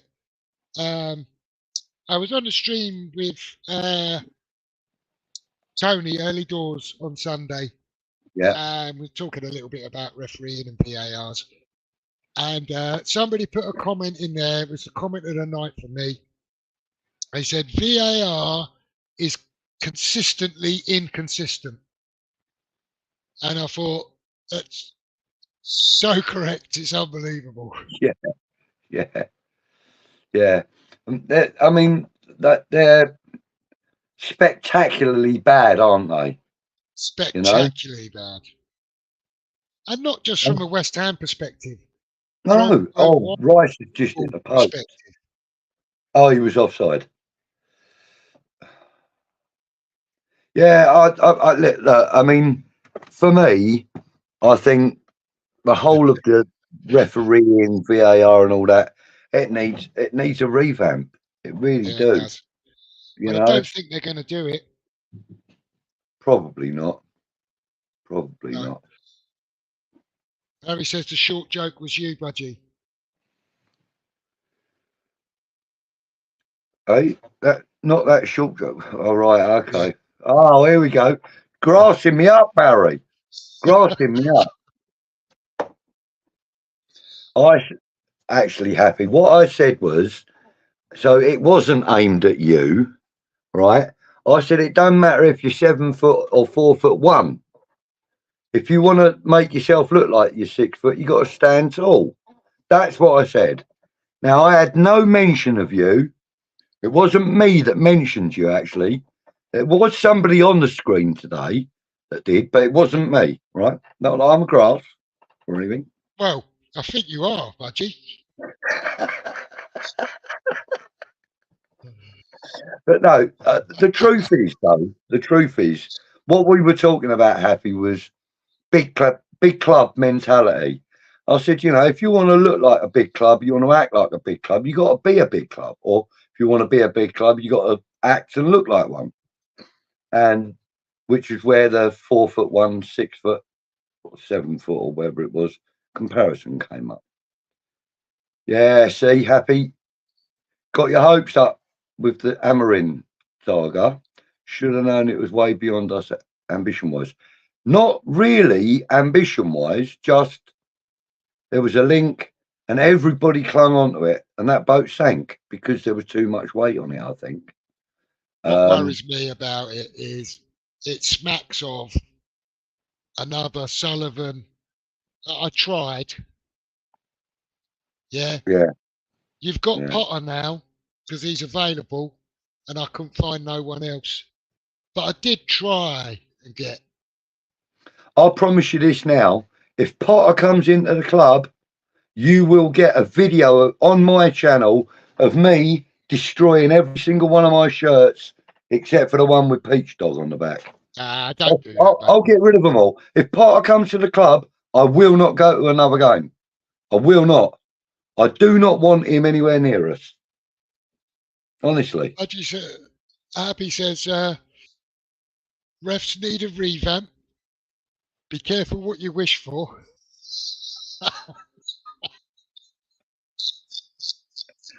Very good. Very good. Yeah, I'll very do for good. that. I think, you know, I think that there's a major issue with the officiating, major issue with the VAR.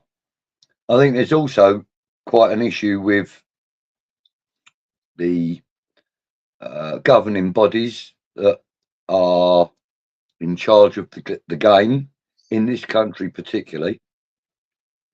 I just think that there's too much favouritism given to the greedy six, you know, and I think a lot of other clubs suffer as a result of it, you know. Yeah, for sure. I don't think there's any question about that. No. Talking about the FA and the powers that be. Yeah. What do you think of the FA Cup replay thing? I think it's great. I've got to be honest with you. I think it's great because now it's all on one game, like a lot of the other competitions are, like it is for everybody, like for the Premier League clubs and that. You know, we haven't had replays in the last 5 seasons, is it? Like from like when we enter the competition, and I don't. Yeah, I mean, I get that clubs. Oh God, I get that clubs like, say, for example, Sutton United or Darlington or someone like that, you know, they pull up a big game against City, Liverpool, Chelsea, West Ham, whoever. And I know that the replays generate money for the clubs, and that I understand that. And I also understand that clubs will lose out financially as a result of it. But why not have, you know, a fair crack at the money from wherever the game's played? You know, like, for example, if we were to draw Darlington, for argument's sake, at the London Stadium, I think it's what 80 something percent of the money goes to the hosting club, something like that, isn't it? I don't think that works like that in the FA Cup. I think that is why it's so lucrative to the smaller clubs when they end up at the big stadiums, because I think they get really quite a big percentage of the game. So then why not hold all the games at the big stadiums instead of having a home draw for them? And then how many times will there be cup upsets then if Darlington get drawn against Chelsea and then say, yeah, well, if you want your payday, you're going to have to play it at Stamford Bridge. Well, yeah, I understand where you're coming from. Automatically, the big club then going to get home advantage whether they're drawn at home or not, aren't they? I just think there's something special about the FA Cup and replays. You know what? Many years ago now, they said it's down to one replay, didn't they? Had 3 and 4 replays, and that was kind of like crazy. And I get that, right? Couldn't keep having fixtures back and forth, draw. Yeah, the competition would never end. No, but I do think that it's sort of part of the tradition of the FA Cup. The replays, the small teams. Yeah, everything else has been changed, Jeff. So sure, you know, I mean, things do change. Yeah. Personally, I don't know that it's such a good thing for the competition. I think it perhaps is another step to devaluing it a little more. It's already been devalued enough, mate. Yeah, no, exactly. You know, and that was all started off by, and I'm sorry to say it, but the devaluing of the FA Cup was all started off by Sir Alex Ferguson when he started playing his B teams in the competition and saving his A team for the league. He was the one that started it, and then you had Wenger doing it, then you had whoever else doing it. What was his name? The Liverpool manager that did it. What was his name? Bloody hell. Benitez, maybe? Benitez, yeah, it was Benitez. He started doing it as well. And, you know, and managers like Jose Mourinho, you know, what we're talking about here is, you know, like Alex Ferguson knew exactly what the FA Cup meant to players, fans, and the nation alike, right? It was the one day of the year when it didn't matter who your team was. You were sat in front of the TV, watching the build-up, listening to the interviews. Excuse me. Watching the coaches turning up, etc., etc. And you watched a game of football. Didn't care who the teams were. You picked one that you wanted to win, unless it was your own team, you know. And it was a day that I remember kids spending the day with their dads watching the game. Well, you used to get up in the morning, didn't you? It was FA Cup from breakfast till kickoff. Yeah. All kinds of nonsense going on. And now we've got fixtures on the same weekend. We got fixtures on the same bloody day sometimes, haven't we? I mean, I don't know, but that's devaluing the competition. But authorities have done that, right? Not the Yeah, of clubs. course. Yeah, yeah, but I mean, the clubs haven't helped. Certain clubs have not helped that decline. They've assisted in the decline, if you like. Yeah. Clubs like Manchester United, Liverpool, Chelsea. I don't think West Ham have ever done that. Like put out a B team for a cup competition, unless it's Sam been Allardyce absolutely necessary. Did he do it when it wasn't necessary, though? played all the kids at Forest, didn't he? They got absolutely fucking ripped a new one. Yeah, true. Yeah, he did, didn't he? So yeah, even West Ham are guilty of it then. So can you devalue it anymore? I suppose you can. You can cancel the competition completely. Because I reckon that's probably what it's going to end up. They're going to end up doing.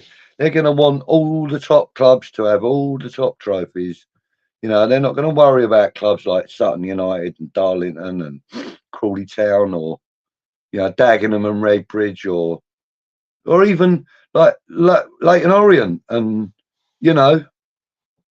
there's 1,001 clubs you could name that get a little run in the FA Cup and enjoy it, because it's all part of the same competition that the likes of Man City, Chelsea, and all them lot are in as well.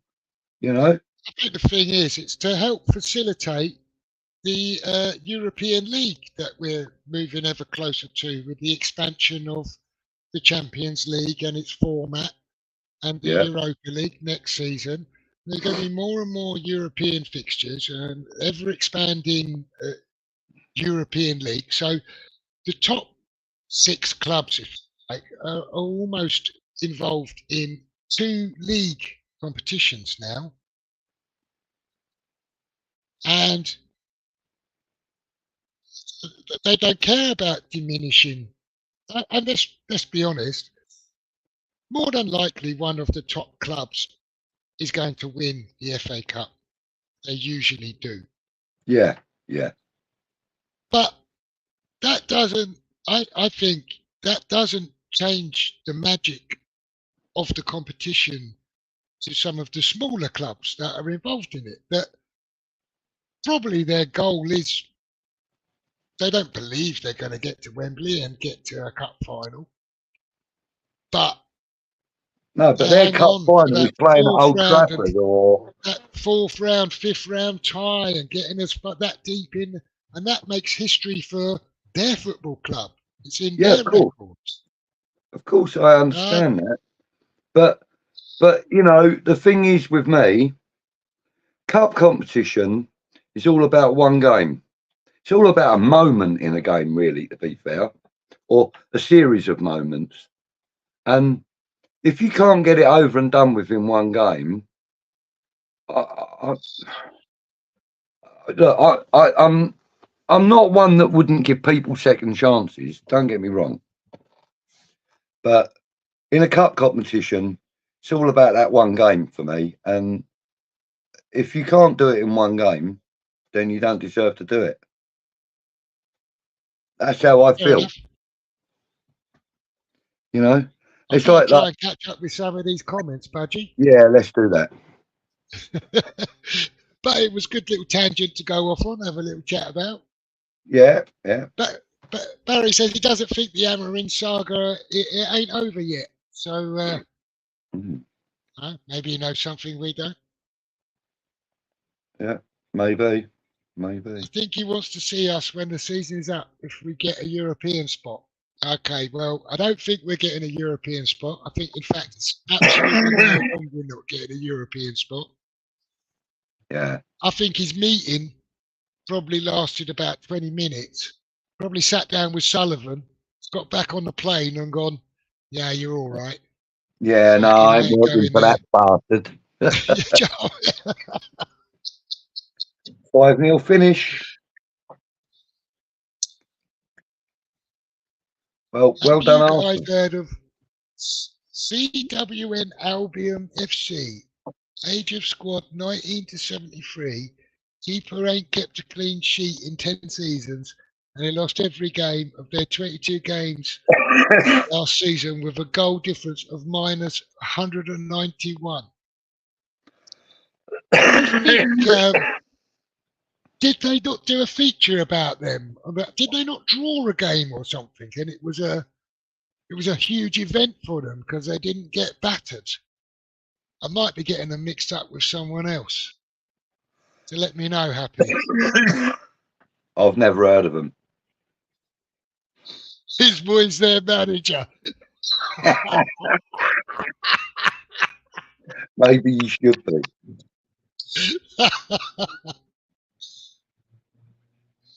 Redknapp has rocked up to coach and they've just won their first game under him. Fair play to them.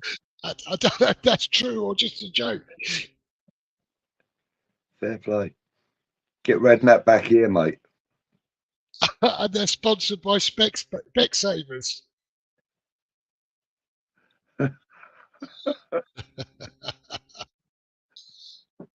Oh dear. I'll be back in 1 second, mate. No worries.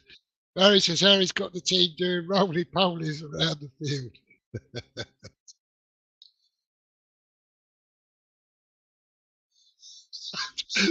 That is incredible if that's true. Their 73-year-old midfielder has been there for half a century. Wow, joined the club at 23. There's dedication for you.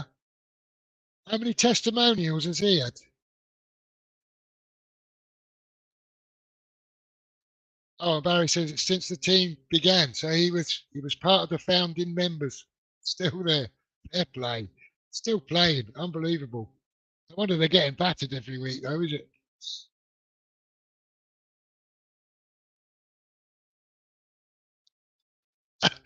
Harry said the excitement at winning the game matched that of the Spuds beating Milan 1-0. Oh.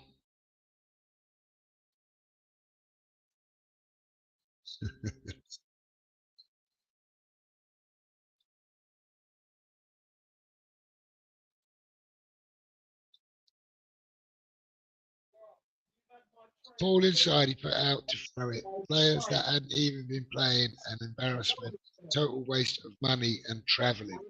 Are you talking about the Chelsea team tonight, Happy, or our team on Sunday?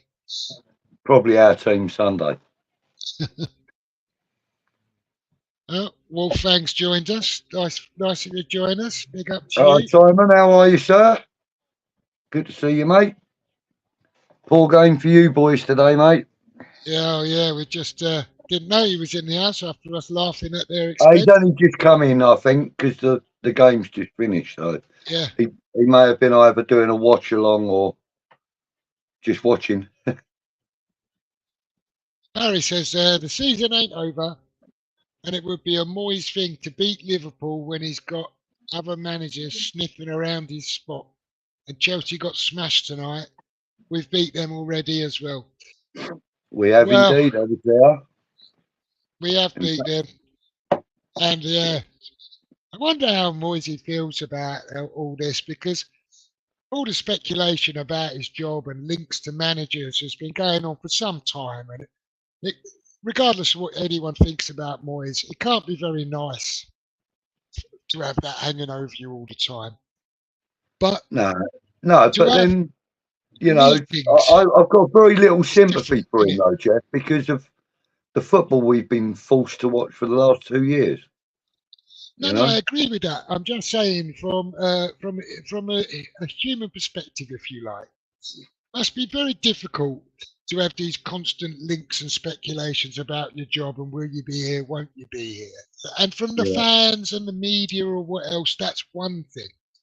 But to have the news that the club's actively been meeting another manager is sort of different class kick in the bollocks, really, isn't it? Well, yeah, but it's also another way of telling him we're not going to extend your contract, David. You know, at the end of the season, you're gone. Goodbye. And that's fine, right? But do you not think the decent thing for them to do would be to actually say that, rather than we don't know that they haven't, though, Jeff. Well, maybe they have to him. Mate, because David Moyes is a tight-lipped motherfucker, isn't he? Let's be fair, you know? Yeah, but I mean, nothing can stay inside that club. Sully fucking leaks shit out of there one way or another, right? Yeah. How he can remain tight-lipped about this, if that's the case, I don't know. I mean, why don't he just come out and say it? I think it would be the decent thing to do, really. We spoke about it earlier. Just put everyone in there. Put Moyes out of his misery. Put the fans out of their misery. Let the players know, like, what way is up. Yeah, I agree. I mean, look, we know that Sullivan's an underhanded bastard. We know that. You know, to me, I think he's probably told David Moyes, we're not going to renew your contract unless you get us into Europe again. That's probably what they've told him. And then after Thursday's game and the results that we've had recently and the games we've got coming up, they've probably gone, we're not going to be renewing his contract because there's no way we're getting in Europe. I can't see us getting another win this season other than Luton. And I think we're going to be lucky to get a win against Luton. I tend to agree with you. Happy says she was talking about our cup game at Anfield in December, so that's that comment about back there about not turning up and what have you.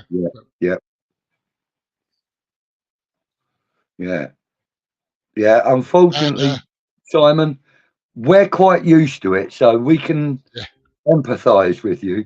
Not going to say we're sympathising, but we can empathise.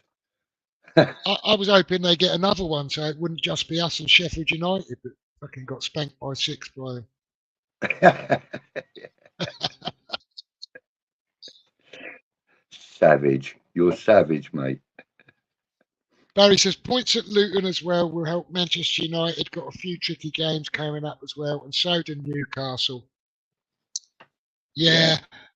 6 points, even if we picked up 6 points. Let's say we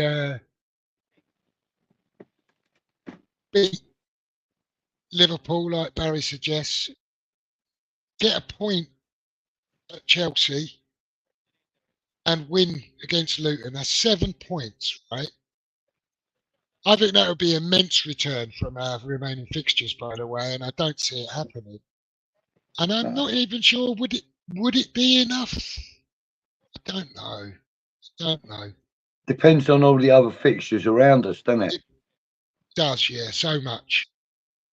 And everyone's been slipping up this year. So, I don't know, maybe, but I think it's very optimistic. Yeah. Wolf was working, so I guess it didn't see the hide in its entirety. All right.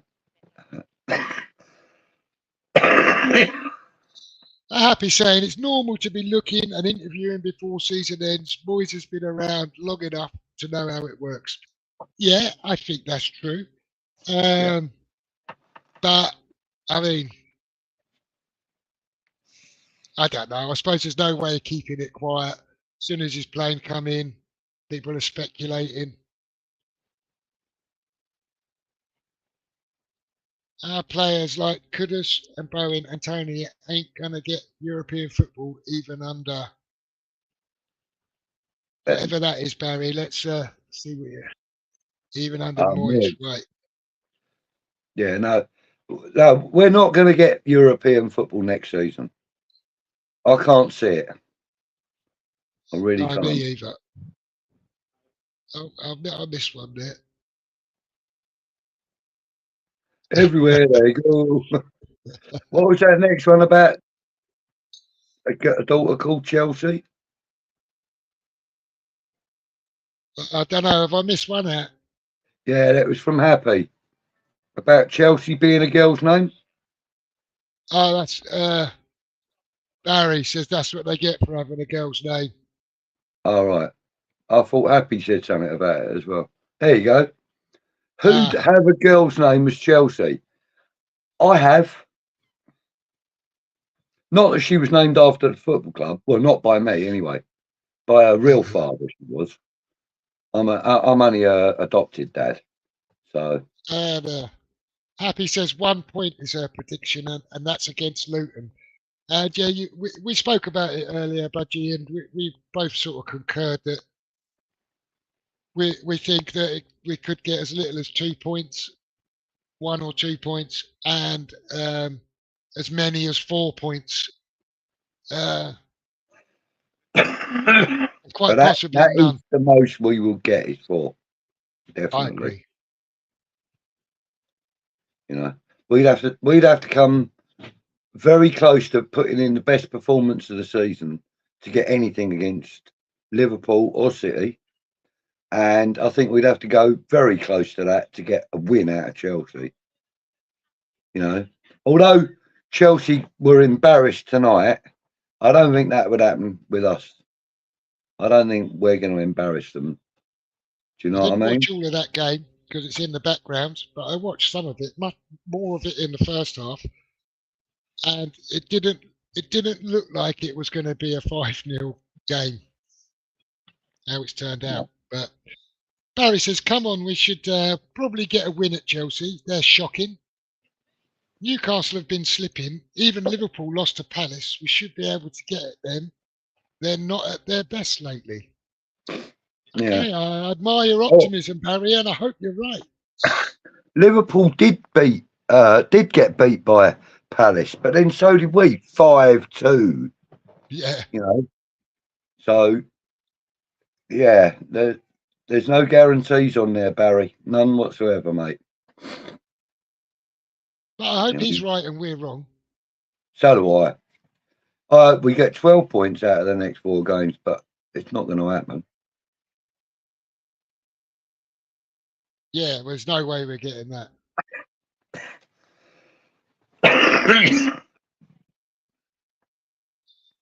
None of Barry's kids would ever be called Chelsea. I had no choice. She was named before I even met her. So, yeah. Budgie is the exception. I'm the exception to a lot of things.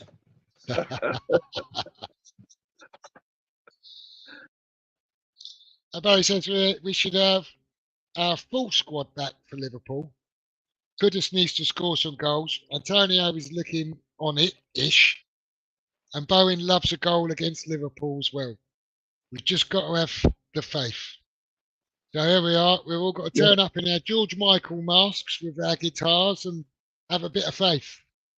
That's it, mate. That's it. Are you going to the Liverpool game, Budgie? No. No, I'm not either. I'm intending to go to the Luton game.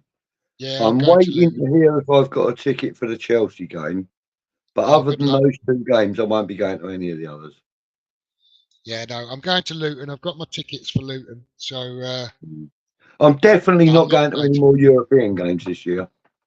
No, I don't think I'll bother going to any of the European games either. Nah. Lost interest in it now. Yeah. Bless. Moyes always turns it around when he's in the shit. That's true, Barry. Let's hope he does that against Liverpool and City then. Yeah. They're the 2 games that I want us to get something from, even if it's only 1 point. I'd love to have Barry's optimism, but I just... I mean, look, I'm just a bit down. 2 seasons ago, when Mark Noble retired, we played Man City in the London Stadium, second to last game of the season, last home game. Noble was retiring and all this, that and the other. We burst into a 2-0 lead and they managed to get it back to 2-2, which was kind of nice that they didn't smash the life out of us on that day because of the Mark Noble thing. But I also believe that we can do that at any given time against any team. So I hope that we go at all of the games with a much better attitude than we had on Sunday. On Sunday we didn't have an attitude. We had no attitude. We had no interest in the game. Fulham was poor as well. That's what worries me. I mean, the teams that we should be beating are smashing the life out of us. You know, since we threw it away at Newcastle, the Leverkusen game at home side, we've been awful. Yeah. In fact, I'd go so far as to say we've been awful since Arsenal battered us 6-0. Yeah. I mean, look, when you think about it, we had 2 wins against Arsenal, convincing wins, one in the league, one in the cup, and then we go back and get smashed 6-0. How is that possible? You know, we've had 2 convincing wins against them, and then they beat us like we didn't exist. It was heartbreaking to see that. For me, that was the turning point in our season. For me, we've took some hidings this year, haven't we? Yeah. We've given 1 or 2 good ones as well, though. I'm so happy saying at least we've had a rest and the bin dippers have played. Yeah, that's true. Yeah. Not that it's going to make an awful lot of difference. Don't blame me for what? Saying I won't go to another game. Yeah. No, I swear to God, Dave, if Harry Potter comes in, mate, you won't ever see me at the stadium. I won't go. I don't care if we're challenging for Champions League places. I still won't go. Happy says he's been in a shit all year. I think that actually means he ain't managed to turn it around too often. Yeah.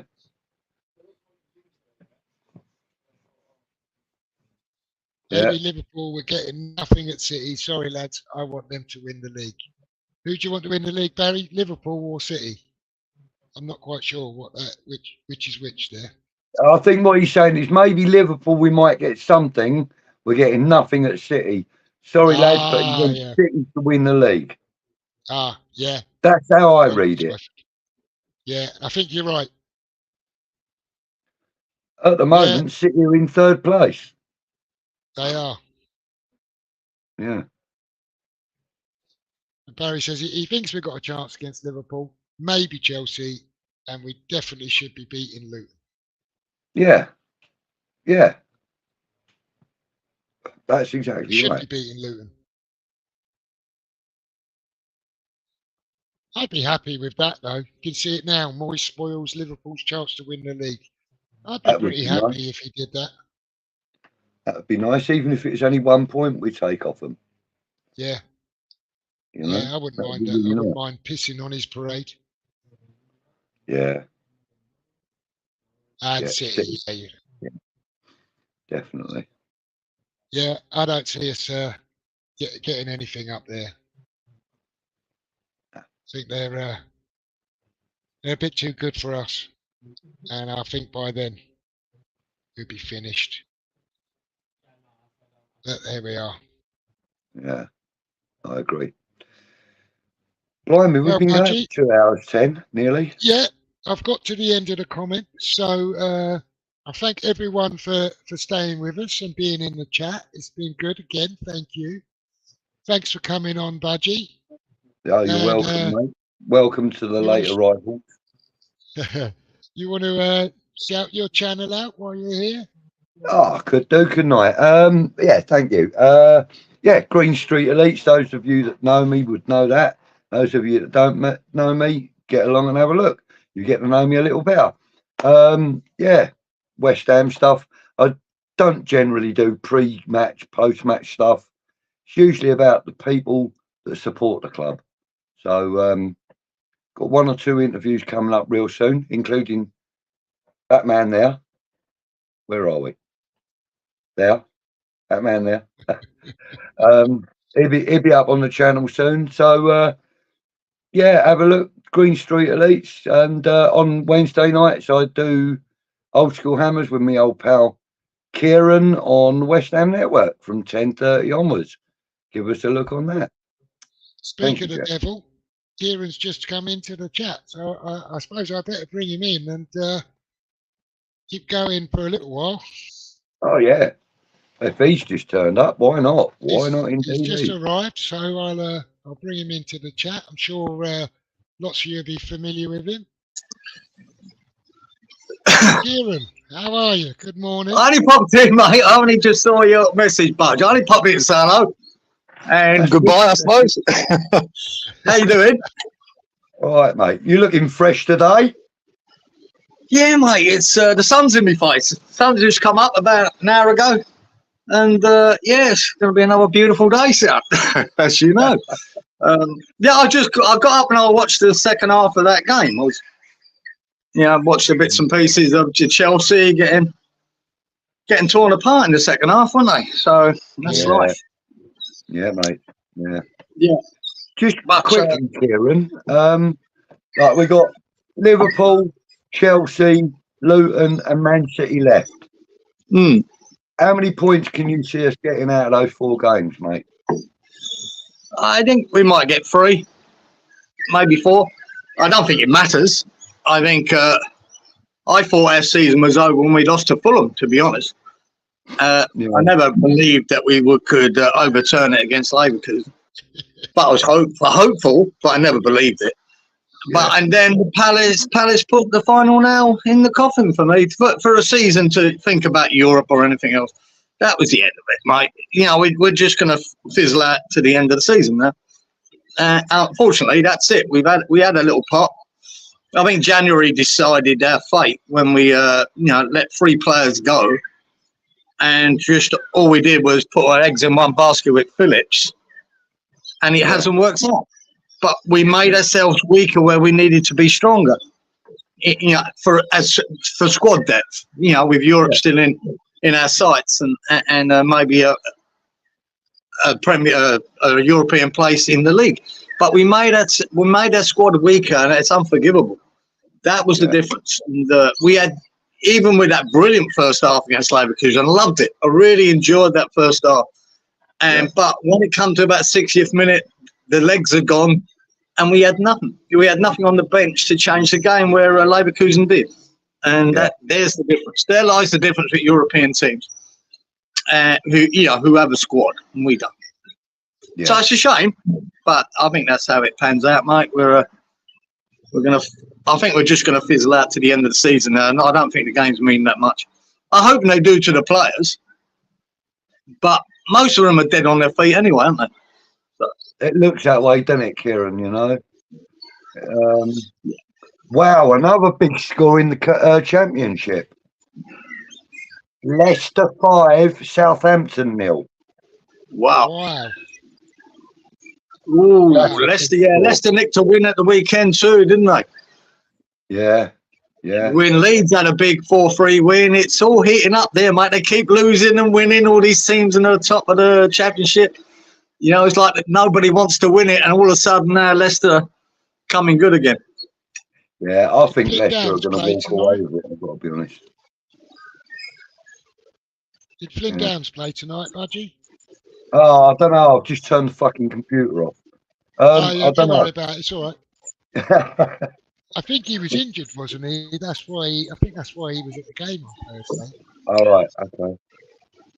Yeah. I don't know how injured. Do you think he'll come back to West Ham? Who's that, bud?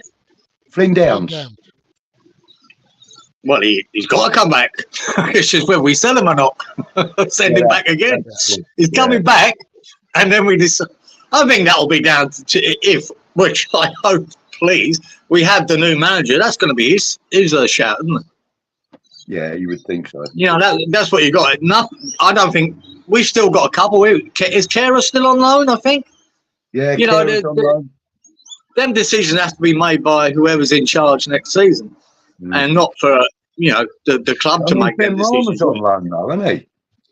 Even Ben Rama's still on loan. What about Fornell? Was that a loan deal or was that a permanent deal? I think that might be in the sale. Yeah.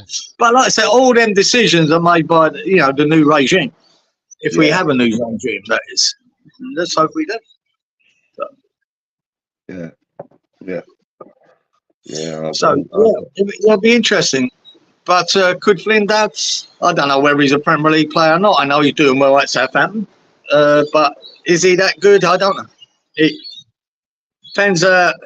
Yeah, we might need all hands on. The problem we got now with this financial fair play and the massive rebuild we need is we might need everyone because we might not be able to afford to buy all the players we need. So who knows? Yeah, I don't know if Flynn Downs is good enough. We just have not seen enough of him, have we? No. To really know on that stage. And you can't be sentimental about it. Oh, he's an Hammers fan, blah blah blah. No. You can't be like that. No, you know. But on the other hand, I do want to see players playing for West Ham that want to play for West Ham, not players that want to get into Europe and use us as a stepping stone for Man City and the likes. You know. I think because sorry, carry on, Kieran. Carry on. No, I'll just say, like, in hindsight, he might have been good for this season for the squad, but being at Southampton's probably been really good for him.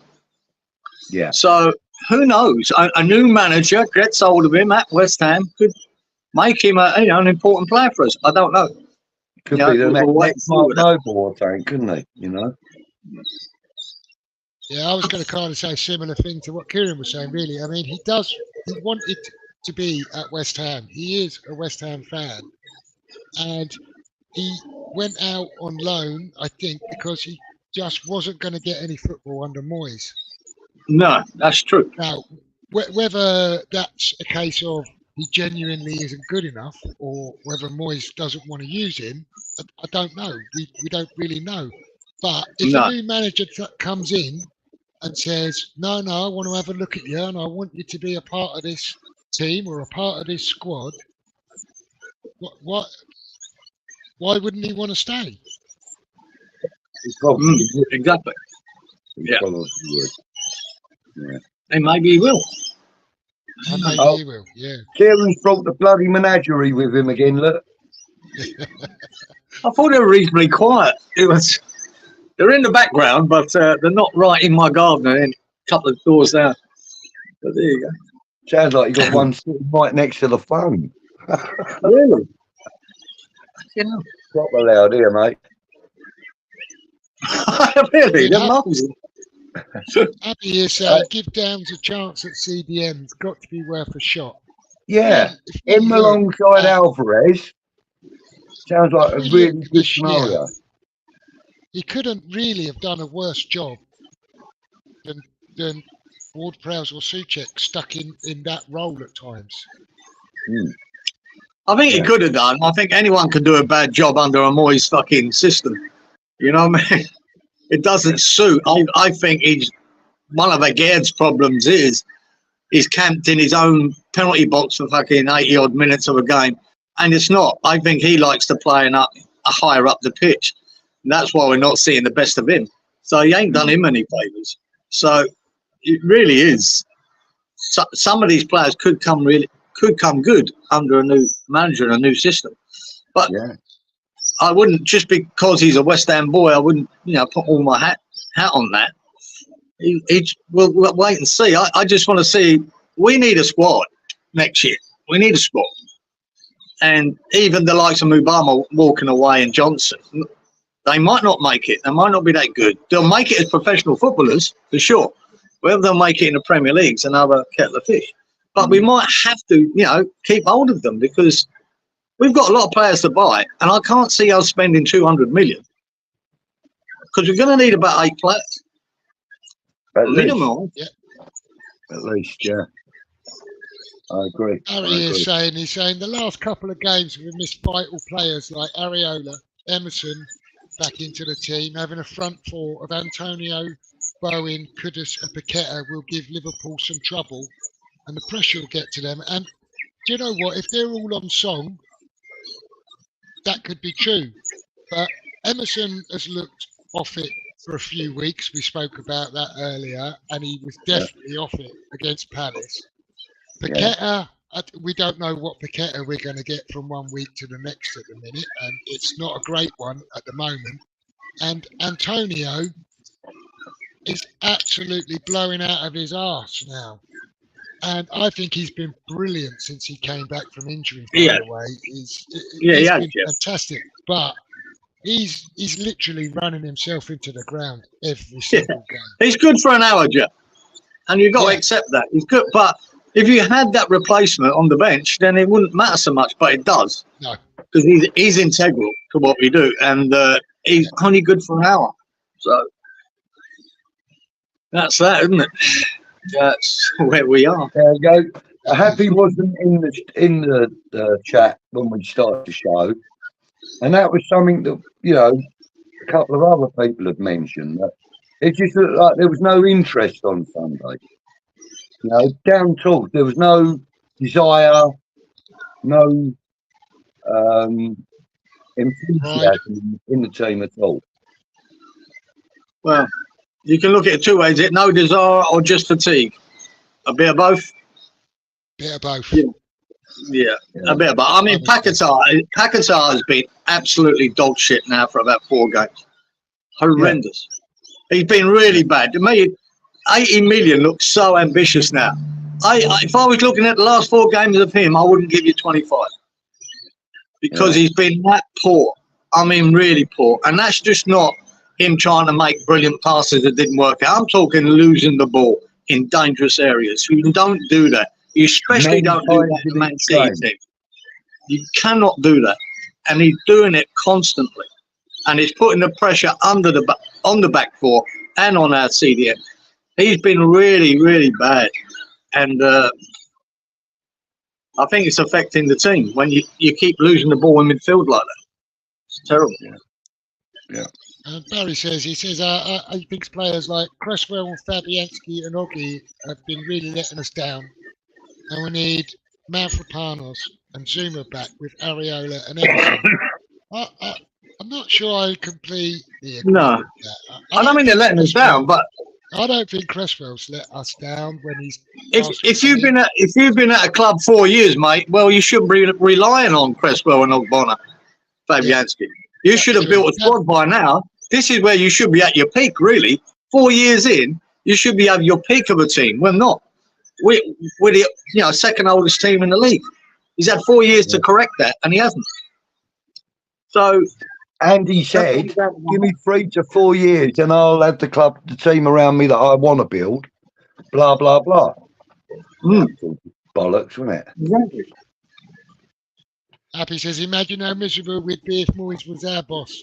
Well, I've heard you're a very hard worker, Happy, and I'm sure you probably wouldn't be so enthusiastic about your job if he was your governor. Yeah. Barry says, "Fuck that, he'd retire."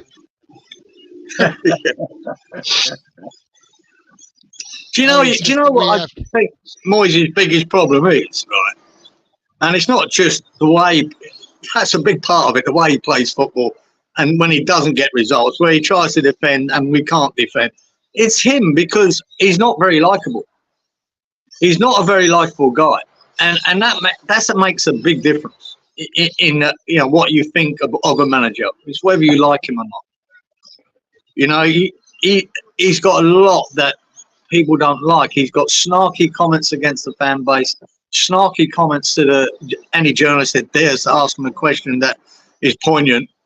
He really is, and he's not very likable at all. And so I think that goes against him as soon as when you start seeing lots and lots of bad results. If you're Cornet, you must feel pretty devastated. I mean, he doesn't hardly get any minutes, but the last couple of times he's come on and got 5 minutes here, 5 minutes there, and I'm not sure how convinced I am about Cornet since his injury, if I'm honest. But I will say he's kind of looked all right for the few minutes he's got. So I don't understand why he wouldn't get 20 minutes here and there and been given a shout. Go and ask Moyes that, because nobody else knows. Right, look, it said it all to me, right, when he'd rather put George. He don't like playing youth players. Yeah, he put George Murphy on before he put Cornet on. And because poor old George got knocked out, then he put Cornet on. That tells you he's got no interest in this player whatsoever.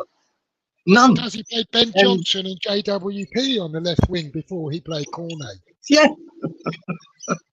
They'd do anything rather than put him off, mate. So for whatever reason, when we needed the squad players to have time and minutes and maybe help us out at this end of the season, well, they can't because, you know, they play a 5-minute cameo here and there. It's no good. Rubbish. That's a good question from Happy. Says, I've no idea of the answer, by the way. JWP is one of only 2 West Ham players that have now created 60-plus chances in one season. Who was the other one? Created. Ooh. Really? I'd have to go with somebody like 60.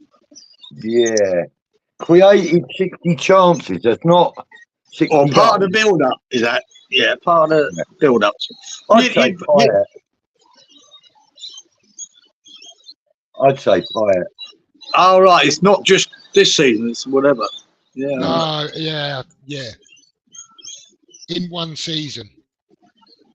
Yeah. I know. I might have said Canio, but he's a greedy bastard. He's not laying too much on for anyone else. For me, it's either Pyatt or Trevor Sinclair. It could have been Brooklyn. It could be Brooklyn or Devonshire. If that's. Or we just true. Are we just talking Premier League here? I don't know. I don't know either. Can't Happy put us in the Prem. She says. Can't put us out of our misery then. Yeah. Could be Pyatt. If anyone else in the chat wants to have a pop at it. Not Roberto. Was it Roberto? Not for the opposition. Yeah. Happy says Antonio's been brilliant, but I still reckon he's the worst striker in the league. He's not as bad as Werner. He misses about 10 every game. Yeah, that's true. Not bad for a right back, though, is he? Yeah, that's the thing. You know. Lost me spot there. But when you think about it, that is quite a story, isn't it? We buy him from Nottingham Forest as a right back, and then it progressively gets further upfield. Now he's a high-scoring Premier League goal scorer ever. It's quite a story. Right.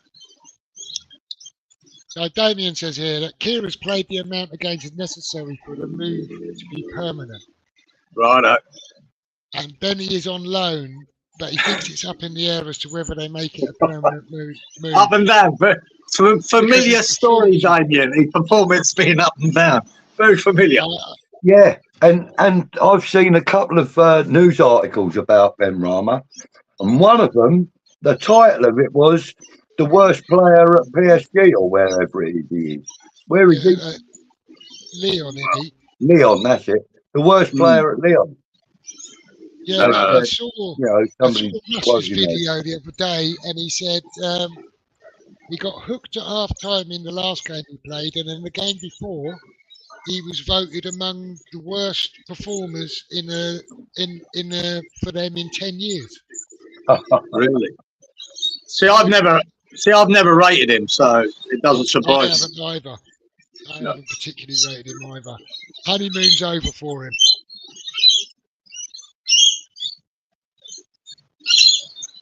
And Happy's just commenting. The only reason Happy wanted him to do well is so that he don't come back to us. That's the same here. Well, yeah. I don't.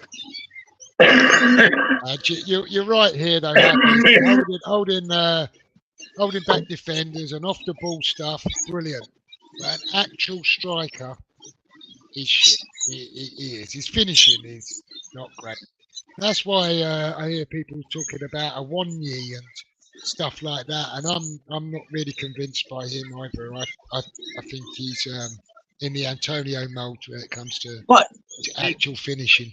Because I'd look at 1 year under Moyes. I'd look at Mbeumo under Moyes. And Mbeumo at Brentford is different. I like him, man. I think he's real class, and I think he'd really work under a Moyes system. But hopefully we haven't got a Moyes system next season, and we have someone else. So whether that fits, I'll leave it to him and Steynton to decide. What kind of striker we need, because we've got to have one. Yeah, and it's not Ings. That's not the answer.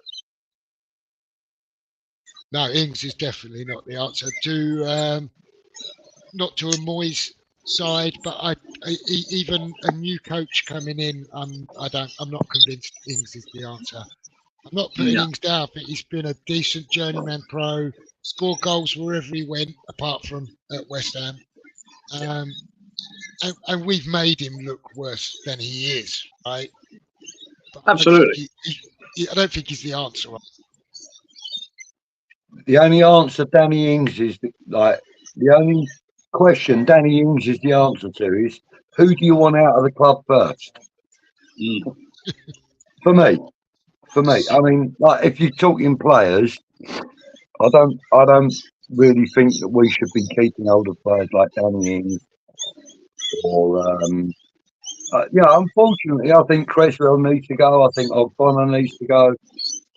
I think we need to replace them with younger, more exciting players. Yeah. So to me, Zuma needs to go.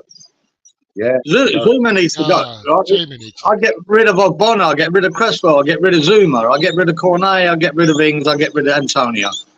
That's just without thinking too hard. You're going to get no one to take him. That's where we Steynton and the new regime have to find out and figure out who we get, because you can't play. If you do play on the front foot and more say a 3 at the back or 3-4-3, whatever, you need someone who's comfortable on the ball at the back. And Zuma is not. And he hasn't got the pace to turn and get back, where Gerd has. Mavropana says, you need cover for that. He's always looked uncomfortable on the ball, Zuma, for me. I think he's been a good defender, right? But he's just shot now. Yeah. He's a good defender in his box. You know what I mean? Because he does block shit. He gets his head to everything. But if you're going to play in a different style, it won't suit Zuma. And that's why I'd get rid of him. I'd get rid of him now, and I'd see if you can get anything for him. But I'd just get rid of him. So, a lot of rebuilding, boys. A lot of rebuilding. Massive. There is, and Barry's kind of saying that here. He's saying Moyes is the biggest problem. He doesn't know his best team, where they play, plays his favourites regardless, and don't use our youth. And he's stubborn as fuck. Don't change his ways. Of course not. Sort of staying up for 2 years. In a sentence there, he's summed it up, hasn't he? Yeah, definitely. And that's not going to change. So. And Happy and Damien are having a little spat about Antonio, because Damien feels like Antonio's the best centre forward he's seen at the club, better than Ings, Skamaka and Haller. And I don't think Happy agrees with him. Yeah.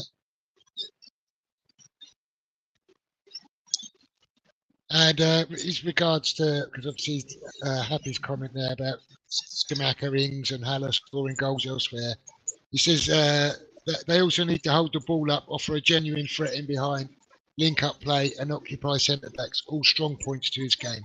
And you can't argue with that. They are strong points to Antonio's game. But I do agree with Happy that actually putting in the ball in the back of the net and being clinical is not one of Antonio's strengths. And we saw that against Fulham, right?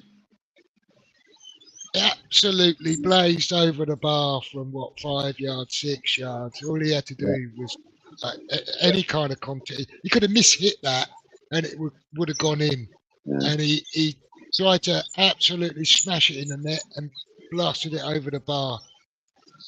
Well, the one consolation is he's not Nicholas Jackson. Yeah, that is true, because he is the worst striker in the league. Yeah, he is, definitely. Definitely. Right, guys, I'm actually starting to really lag now. Yeah. Oh, No problem, Budgie. Yeah. Thanks for coming on, mate. That's all good, mate. I'm going to head on out, and I will see you tomorrow, Kieran. Yes, we got tomorrow morning, haven't we, Sam? Yes, mate, indeed we have. Start out half up here. And, all right. Yeah, so coming in, mate. Much appreciated. Jeff, thank you for having me on. Thank you. No problem. You're welcome. Thanks for your comments and everything. It's been really nice. Yeah, well, average. Been average comments. I'll talk to you real soon, okay, guys?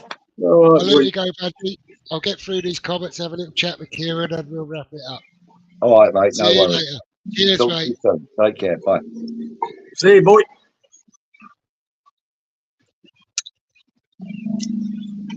I've lost a mojo in the chat. The answer is Anderson. Which Anderson? Felipe, not Felipe, is it? No, I don't think so. Maybe.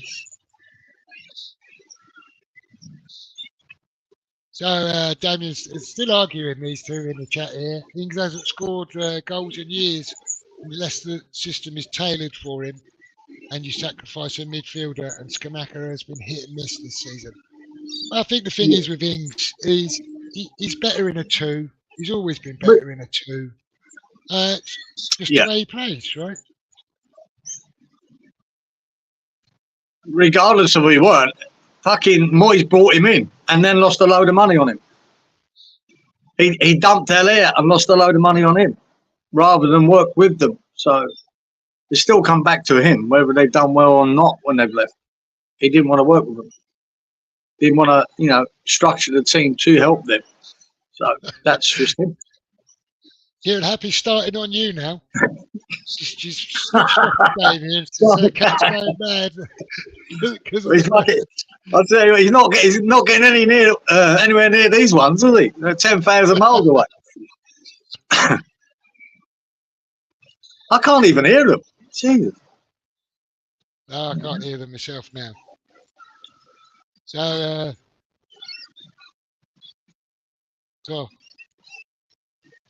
he definitely needs a 4-4-2. And he's referring to Ings at getting Gerrard sacked. And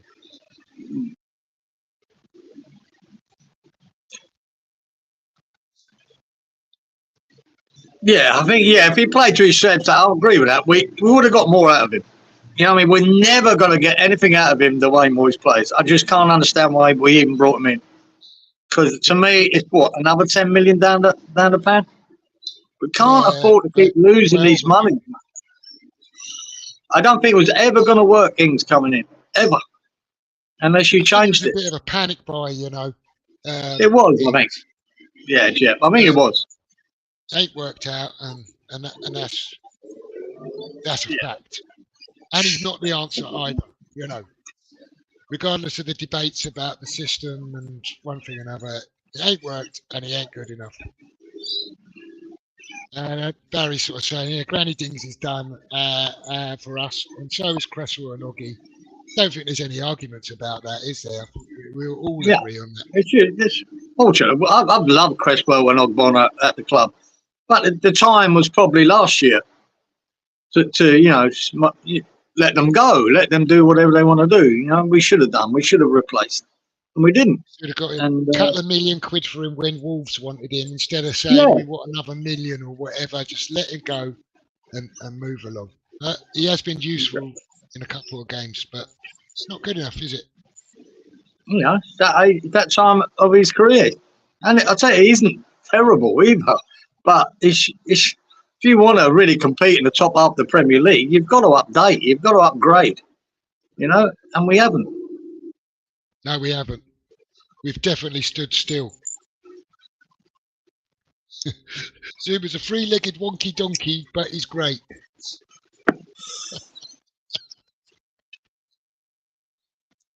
Damien saying Mbeumo is more of a winger. He is. I think he's brilliant. He is to a point, Damien, but to me, like Antonio's a winger, he's not a striker, right? But they're so dangerous pulling out to the right or to the left. I watched Brentford at the weekend, and Wenwell was the man of the match by far. Yeah, He's some of the balls he laid in, and his efforts on goal were fantastic. He had a great game, and he was just pulling off to the right side. He was pulling off to the right and linking up play, and some of his passing was fabulous. I think he got about 2 assists in that game too. He was really good. Yeah, so he's still a forward player. I definitely admire him as well. Barry says he wants Tony this summer. I don't know. I'm not sure. I don't know.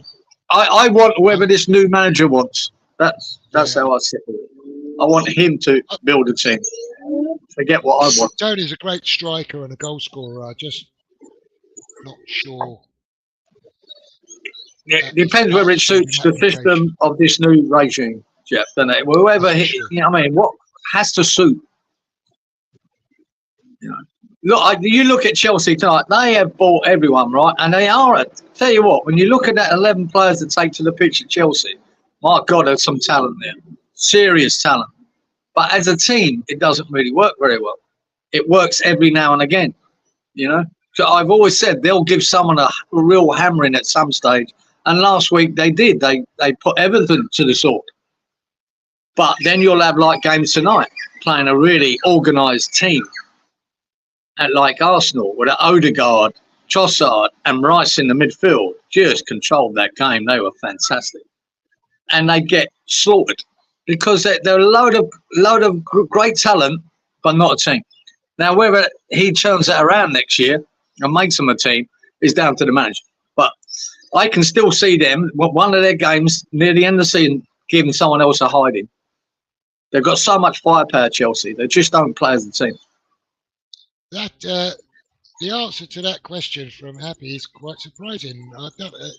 Felipe Anderson and JWP are the only 2 hammers to create 60-plus chances in a season in the Prem. Shocking. Yeah. I'm surprised at the answer to that question. That is Felipe Anderson. Yeah. He was good once. He was good for a while.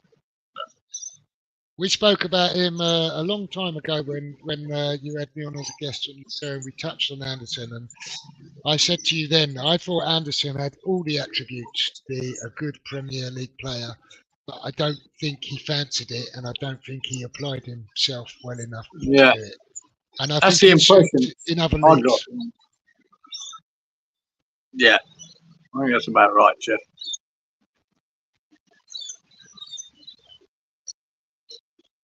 So we're still talking about Ings and saying he was a gift from Sully, weren't he? Bloke needs to keep his Russian peak out of transfers, although Fabs was a good pick, I suppose. I agree with the sentiment completely. Sullivan needs to just step back. We've got Stuyton now, right? Exactly. He's supposed to be a genius, right? Let him do his work and step away. We'll find sign out. The checks. We will find. We'll find out this summer, won't we? What it can do. We will.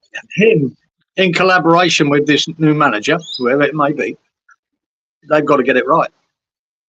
That's it. And believe me, I still think we're going to struggle next season, Jeff, because the amount of change we need in that squad. And it's going to be, tight. We've just got to give him time to make it work.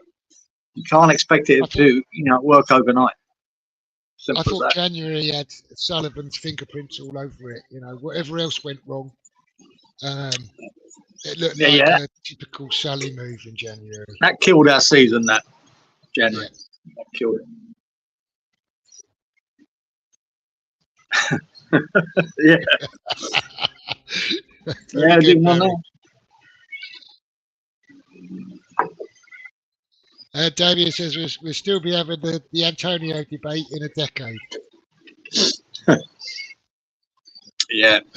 It's great to watch him when he is in beast mode, though, Antonio. He really is exciting. Yeah. He's exciting when he's in beast mode. But, and it's his finishing's always been his problem, right? He's not a clinical striker, but he's not clinical. Before, he's not actually a striker, right? He's ended up playing as a centre forward. But that's not really what there's a lot of players you can say that are not clinical enough. Havertz has been accused of that even though he done well tonight. But Havertz has been that. Werner's been accused of that. You know, that Jackson tonight, he's not centre forward for me. Not, you know, sure. he's not a clinical finisher. He might be a good player, but he's not a clinical. There's lots of them, you know, but they are part of them forward. Say, if you've got a forward three, they might be integral to, you know, that free working. So we'll see. It won't be Antonio next year. If we've still got to rely on Antonio next year, then we're doing something wrong. Yeah, if he's a squad player, maybe, you know, you could use him for the last 20, 30 minutes of a game. Yeah, maybe. I don't know. If you had an Antonio to come on and go and put yourself about for 20 minutes, yeah, that's what you needed out of him. I think that's his perfect role now, right? It should have been for the last 2 years. Yeah, that's what it should have been. And if he's here next year, that should be his last year, and that should be his role. All right. We'll see if that's what happens. I can't imagine, though, that a new coach and Stuyton through the summer not finding an alternative. Can you?